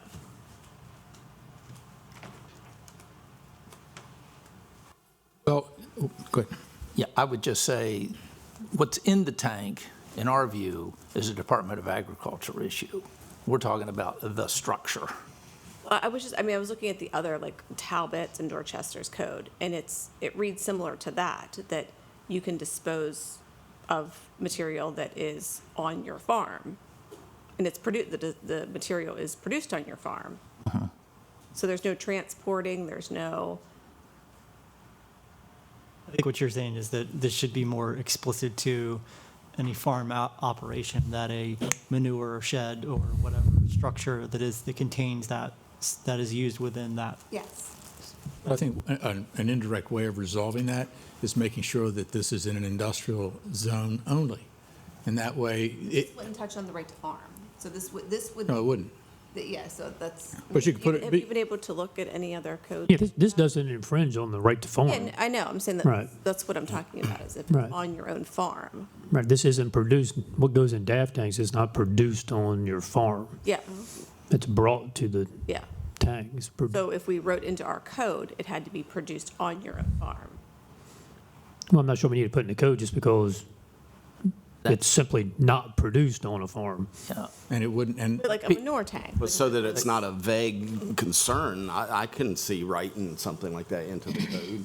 yeah, but if we choose to put it in the industrial zone instead of the ag, it doesn't matter whose farm it comes from. It's going to be in the industrial zone, which is, I think, a much safer environment for it to be in than in an ag district. And also, part of the stipulation could be that there would have to be access to a collector road, which is in most cases the situation, the circumstances you find yourself in if it's in an industrial area, correct? Because that would resolve the issue of the trucks going through the neighborhoods. Right. So you put it in the industrial zone, you make sure it's accessed by a collector road, and you have most of what I think the citizens of this county are looking for, and I think the council. And so that's what I heard from the town hall that I had. That was the concern of the majority of the citizens there, was that they wanted it to stay on that farm. If it was something that was produced on that farm, stayed on that farm. We're kind of saying two different things here, Nicole. It's not produced. If you put it in the if you put it in the industrial zone, you don't have to. It doesn't matter where it's being produced because it's only going to be going to the industrial. It's going to be going to the industrial area, and the farms don't produce this. Mr. Cannon, when you say you put it in the industrial, are you talking about future tanks or this current tank? No, we can't impact the current tank. It's from here forward, yes. Okay. Yeah. I guess I'm Wanted to looking at clarify that. other byproducts that would be produced down the line from a farm to keep it on that farm, so it's not being transferred. Right. I don't know what those byproducts would be. Chicken manure? Actually, Well, that's not part of, that's a whole different class entirely. That's addressed in a different. Yeah, this is Right. DAF. Yeah. I don't think you produce DAF on the farm. DAF's not really coming. DAF is not coming from a farm to this tank. It's coming from a processing plant to this tank. And when I say processing, it's not coming from a processing plant such as Purdue or Mount Air. It's coming from a processing plant that processes DAF. So it's not coming from a farm. Right. You know, so putting it to an industrial zone, you know, then that argument comes along: is this a farm? Is this a farm material or is this an industrial material? The problem there is nobody's tested it to say what it is. Well, I see another issue, and that is tanks on farms are used to hold product that come from, it might be used on the farm, but they come from off the farm. It's not just on the farm and used on the farm. What purpose? see. For what purpose? if We're it were- talking about DAF. We're talking about DAF material. What are you suggesting farmers are using this for? Liquid fertilizer. Well, even corn and fertilizers, I think, is a little bit different than, I'm assuming that the definition of what we're working here is with DAF tanks. Isn't that right? Or is that right? DAF is a fertilizer. We're not Is We're it not defined as making a an fertilizer? effort to define DAF. We're not regulating DAF. We're just regulating the structure, the tank. Well, we do define. Let's talk about what's in it. We define an open storage tank. We define it as an above-ground, open-top structure designed and used for the storage of an agricultural product, byproduct, fertilizer, or soil amendment. Right. I mean, we give it a definition. Which I think is acceptable enough, because we're not, no one's putting grain into an open. Right, storage tank. grain goes in a grain bin, Yeah, so no. Right. they wouldn't be affected. Manure goes in a manure shed. I mean, it wouldn't be affected. Has to be covered, right. Right, and I mean, these are open top structures, which pretty much is only DAF. I have a question. If this tank is unused for a certain amount of time, can you place new legislation on it sort of like a building code. If a building's vacant for over a year, I believe that that has to conform to a newer standard. Well, if you, on this tank, like I said, On this non-conforming use, if you don't use it for a year, you For a lose year, your non-conforming right. use. It's like a building code. End of story. So who's going to keep track of that, and how can that be enforced? Well, the planning and zoning department would enforce who's going to keep track of. I got a feeling the use or citizens will be non-use. keeping an eye on it. Probably the neighbors. Right. So that's, I just wanted to ask you that question. I think you answered it. 1 year. Any more questions? Well, yeah, I think we appreciate the legal advice, Mr. Wilbur. I think we feel it's incumbent upon the council as a body to respond to the citizens, and their request is that DAF tanks of the future be put in an industrial zone where there's a collector road for proper access, and I think that's, if I'm reading council right, that's what we'd like to see as the legislation. Mm-hmm. That's the impression I got. Mr. McCain, Mr. Holloway, Mr. Davis. I agree. Ms. Ackley, Mr. Hastings. All right. Anything else? Okay. Do you have any concern with that, Mr. Wilbur? Only that I think the, Mr. Burns may, in the future, depending on how the litigation comes out, may be put in a position which he is not in today, a legal position. And we'll see how he reacts to that. Okay. Maybe in the future, we could put any amendments together to this legislative bill in the future if we feel there's a real issue that develops from that particular concern, Mr. Wilbur. Yeah, if there's any kind of way that we could help address that, or to say, to be explicit in our grandfathering in, or from a build date on forward, or something like that, I don't know how we can do that, but. Well, what I'll do then is, if you're okay with everything else, then it sounds like where the council is, you want it to be just I-1 and I-2 to go to the planning commission. Is that consensus? Okay. Now, the distinction between the less than 150,000 or exceeding, is that necessary if we decide that this is going to be something that is going to be in an industrial zone? But the object was to make it more restrictive than we had it when it was first presented. Right. Yeah. Understood. Yeah. If we look at the concept of the industrial zone, would that be necessary to have that included in there as well, in the 5-acre minimum? I think so. I mean, it's in there. I mean, it's in there now. Yeah. I mean, with the I-1, I-2. So, when you think about your I-1, I-2 areas, if you look at the zoning map, some of those areas are probably more surrounded by residential and commercial than where this tank is in the ag zone. That's fine. So I think you want a low bar for special exception review. All right, great, thanks. Can you give us some examples of businesses that are in the I-1 and I-2, so we have an idea of what this tank could be built next to? Oh, any type of manufacturing business. There's different permitted uses in I-1 and I-2. the I-2 is heavy industrial. Yeah, that's where you could have. Brick Kiln Road, where the landfill is. Potentially. Is I-2. Chemical processing of some sort. So do we have zoning maps for that? Sure. Yes. Just use those maps? Sure. I mean, we can. So what would... When this comes back up to the council, we can have the zoning map so it can go up. Okay. And you can see where all the I-1s and I-2s are. Would that help you, Ms. Harley? To get an idea where... I have a copy of the zoning map. It would help you guys.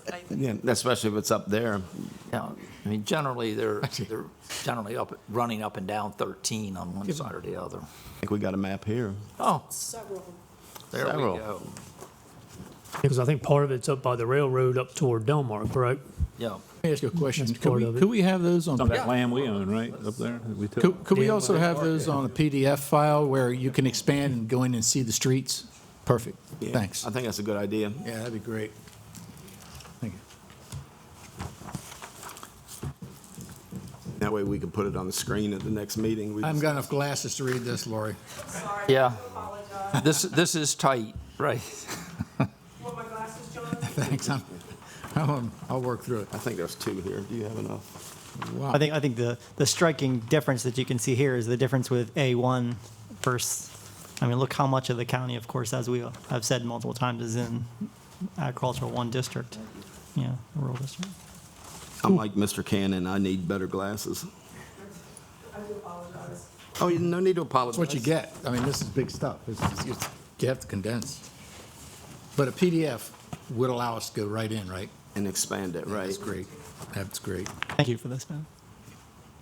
Yeah, your I-1s and I-2s are both sides of Route 13, more or less, and are generally in closer to Salisbury, Delmar, and Fruitland than your ag, the ag being the white areas. There's one that's heavy way down by the county line in Somerset. Right. One down there, Eden. I guess the question is, maybe it's part of what Mrs. Hurley's question was about, was whether or not the light industrial may be areas where even putting DAF tanks there might compromise some of the neighboring properties. I don't know. Again, I think we have to be more familiar with the ag. Yeah, I think we can all see where the population density is. Mm-hmm. Right. What about retail establishments? I know that's commercial, but Right. any of those near the I-1 maybe? It can be, certainly. But ideally, they shouldn't be. I mean, from a zoning perspective, I mean, you have consistency of incompatibility are two of the key components of zoning. So normally you transition out of your I-1s and I-2s into like light business or something of that nature before you get into your general commercials. Yeah, I mean, I don't know if we have cases where like general commercial borders I-1 or I-2, and we'd have to look at the maps, but that's probably unlikely, or shouldn't, once again, in a perfect world, shouldn't be, but sometimes, zoning, can be a little challenging. Paul, what was the driving factor behind using 5 acres? Just separation. It's, 5 acres. There's two of these tanks in the county, apparently. Right. That's our understanding. One of them is on, a couple 300-acre farm somewhere. I've never seen that one. Yeah. It doesn't seem to bother anybody. This one's on a 5-acre or a small parcel that's close to houses. I'm just wondering if they wanted to keep it in the ag district, that it would have to be more acreage and further setbacks. Mm-hmm. Mm-hmm. You see what I mean? Yeah, that's another thought. So you'd have to have 100 acres and you'd have to have 500 or 1,000-foot setback to get. Mm-hmm. And I mean, is there a problem with doing something like that? No, that can be done. The setback was something that several of the citizens discussed. Yep. It seems as though this latest tank that was built, the one that's causing the problems, the big problem is the distance it is from homes and, of course, the roads, right? So The distance would have to be, I think from listening to the citizens, it would have to be in terms of miles, not particularly with feet.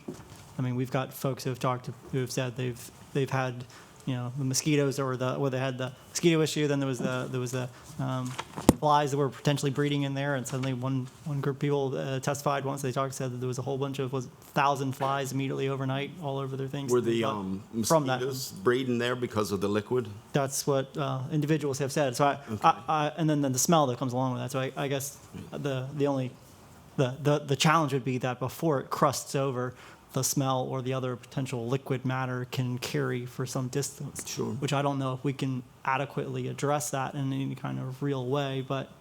Well, the other problem with that is finding that area that's in the county that's detached from anywhere else. Right. Because we are getting built out to, It seems to be somewhat of a moot point, however, if it's going to be in the industrial zone. That's what I was saying, if it was just going to be in the industrial zone, but could it be in the ag zone if it had further setbacks and larger acreage? That's what I was saying. So if it's in the... And I'm saying, that's not the solve-all, because it's hard to find that piece of land that's It's that hard, large. and it's just not your property line setbacks. You also would want it, significant. You use that example of 1,000 feet. Well, how far do we want to be from wetland areas and ditches and streams and 10 miles from a westerly wind. yeah. So it's another reason you kind of come back to that industrial areas. That's why they were designated for that. If it's in the industrial area, can we require the distance and a buffer? Sure. If you so wish, yes. Yeah. We do now. I mean, that's what this says. That's what this is in it. Right. But it may not need to be as extreme because it's in an industrial area, right? But it'd be nice to know that there is a buffer going up.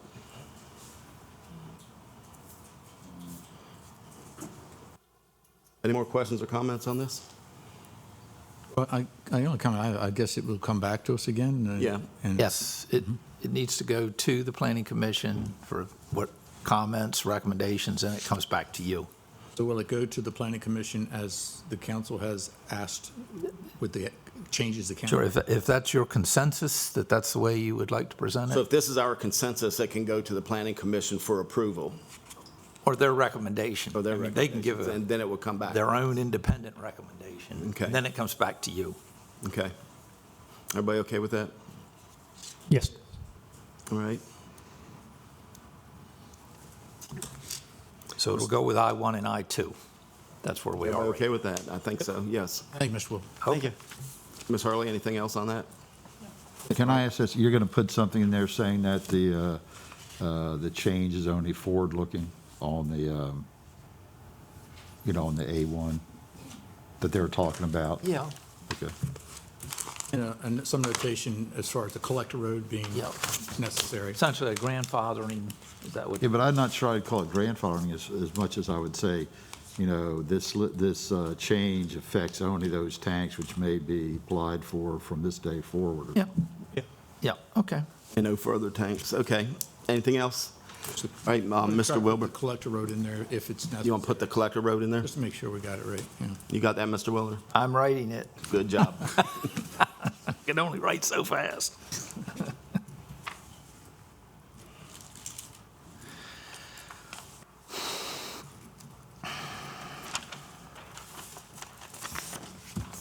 Okay, we'll All right. fix that up. Moving on to the opioid litigation update, Mr. Wilbur and Mr. Illuminati. Yeah. I had a conflict, so this big conference call, Andrew was on that, and he's going to give the report on where Okay. the opioid litigation stands. Thank you. So, middle of last month, there was made in newspapers that there was a global settlement proposed by the manufacturers and distributors regarding the opioid litigation that Wicomico County and the states are suing those two entities. So, following that settlement being proposed, it was presented to the states. The Attorney General then did a conference call where he presented that settlement and the particulars of that settlement to each of the subdivisions of the state. A modified copy of that PowerPoint was provided to you, I believe, in the briefing book with the exact specifics. That has not been enacted yet. So this Saturday is the 30 days from when that settlement was presented, and the states have to sign on by this Saturday. So at this point, there is not any action for Wicomico County to take. As of this morning, I checked the Attorney General's website. He has not issued a press release stating that Maryland is joining. However, in the meeting, the Zoom call, he indicated that he is inclined that Maryland will join the settlement and that he expects a vast majority of the states to opt in.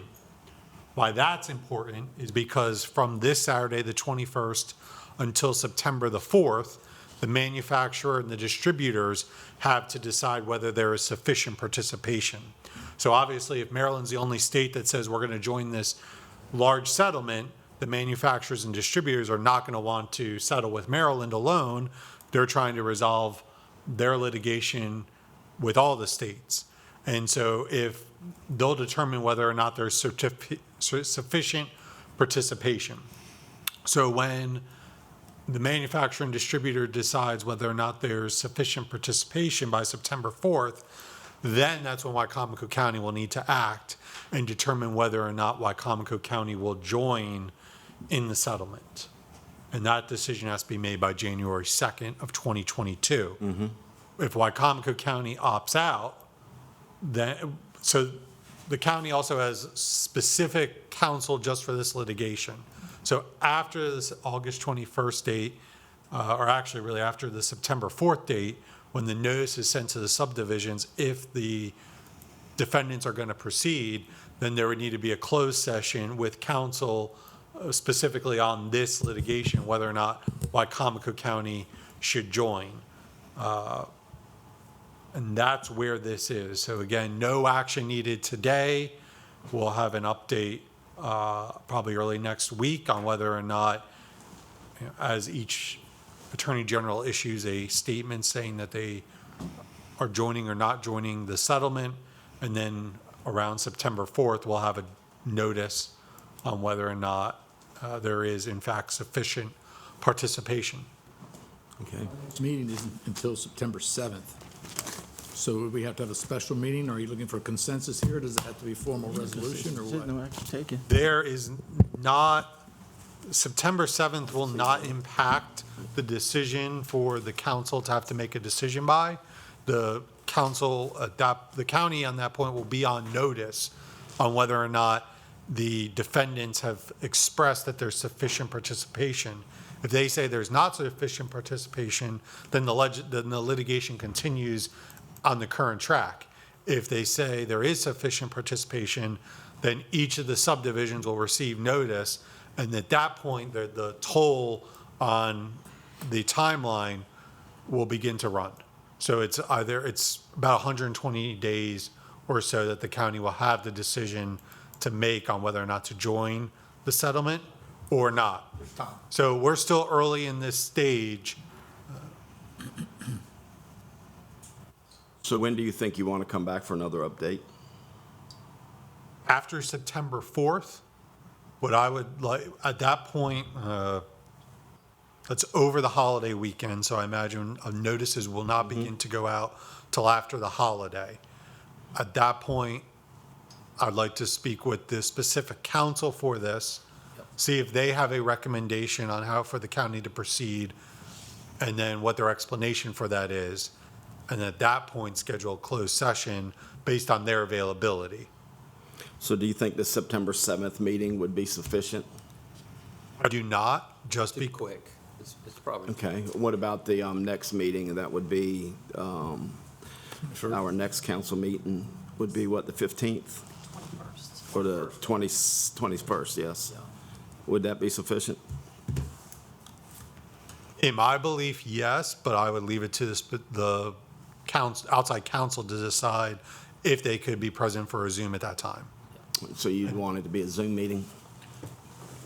There are legal costs involved, so part of the proposed settlement involves a separate bank set aside just for litigation costs, but this firm's based out of Texas, so for that person to come here in person would be just additional costs that may not. I thought it would be you just giving the update, though. I can give the update if that's something, but if the counsel, the attorney feels that only he could articulate the ins and outs of the litigation, then I'd defer to his So decision. you'd let us know? Put them on the screen. Correct. Yeah. Is that okay, Ms. Hurley? Yeah, we can do a Zoom conference. I do have a question, though. So we have to make a decision whether or not we're going to join the state with their settlement. Is that correct? Is that what the decision is? If the defendants believe that there's sufficient participation, we will not have that answer till September 4th. Can you go over what the state is looking to, what their settlement is? So there was a formula divided that determined exactly of the billions of dollars, how it will be split up. It was a combination of population, overdoses, fatalities, expenses incurred, things of that nature. And based on that, Maryland, under the distributor settlement, so though it's two separate pieces of litigation, it's under one umbrella. So there's the three major distributors, and then there's the Johnson & Johnson manufacturer. So if there was sufficient participation deemed by the defendants, whether Wicomico County joined or not, there's a minimum from the distributors of $266 million, and from the manufacturer, a minimum of $41.22 million. Then those numbers can go up depending on the number of subdivisions which join. That's more intricate, it's laid out in the packet. So the distributor settlement can actually, with 100% participation from the subdivisions, reach $411 million, and from the distributor can reach $91 million. So ballpark estimate of what could potentially come to the county if Wicomico goes forward and the state does also. We're all part of it from that amount, 500-ish million. I can't even say that right number. What would that be? So that's unknown. There was a law. Too early. There was a state law which was passed to create a specific fund so that any opioid settlement would go into this fund. That way, the parts of the settlement require that the states cannot use the money to build another span of the Bay Bridge, for example. And so with this opioid fund, any proceeds from the settlement goes into this. Any interest that accrues stays within the opioid fund. It can only be spent on abatement of the opioid epidemic. Within that law, 85% of the settlement was to go to the state for its discretion in how to abate, and 15% was allocated for the subdivisions. However, how much of that 15% each subdivision would receive is unknown. Okay. And so I think that's something where it's either going to be an act by the legislature in which the Lower Shore delegation would be instrumental in determining how much Wicomico County would receive, or it'd be through action by Governor Hogan's office, in which case making sure that Wicomico County's needs for future abatement are adequately expressed as part of that 15%. So where do we go from here, Ms. Hartley? That just includes municipalities as well. Correct, but to say of the 15% of that number, how much Wicomico County would get or how much Salisbury City would get is unknown because it's not part of any law at this time. In other words, don't try to spend the money yet. Exactly. And I sat in on that, and not all of that, but the initial presentation, and there's a lot of pushback from the big counties, the populated counties, and the big cities too, as to how much was going to come and why should, they didn't quite say this, but why should we be getting any? You know? So they all want a big pot? Yeah. Anyway, it works. Yes. Just Right. remember the tobacco settlement. And they don't like the State kept 85% all. either. Yeah. Right. Nothing. And that's why That came up. the legislation was put in there, so they can't use it on something else. So it's good. It's like that highway user fund they took from us. This is an update. We Ms. Harley? don't have any, we're not even close to any final numbers to talk about. I have one more question. So if the county were to, if there's enough participation and the county decides to join the state settlement, does that mean we have to drop our current case that we have? Would that then be dismissed? That's a big if, but is that the path that we would take? I believe, very likely, yes. No. Very likely, yes. That was my understanding too, that was part of the settlement. And the bonuses are based on how many municipalities, how many counties all join in. The more the merrier, the sooner the better, you know. Yep.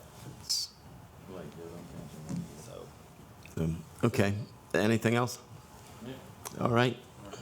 We'll probably see you on the 17th, 21st Yes, of Amber will September. be here on the 7th. Yeah. 21st of September. Okay, thank you very much. This time we're going to go into closed session.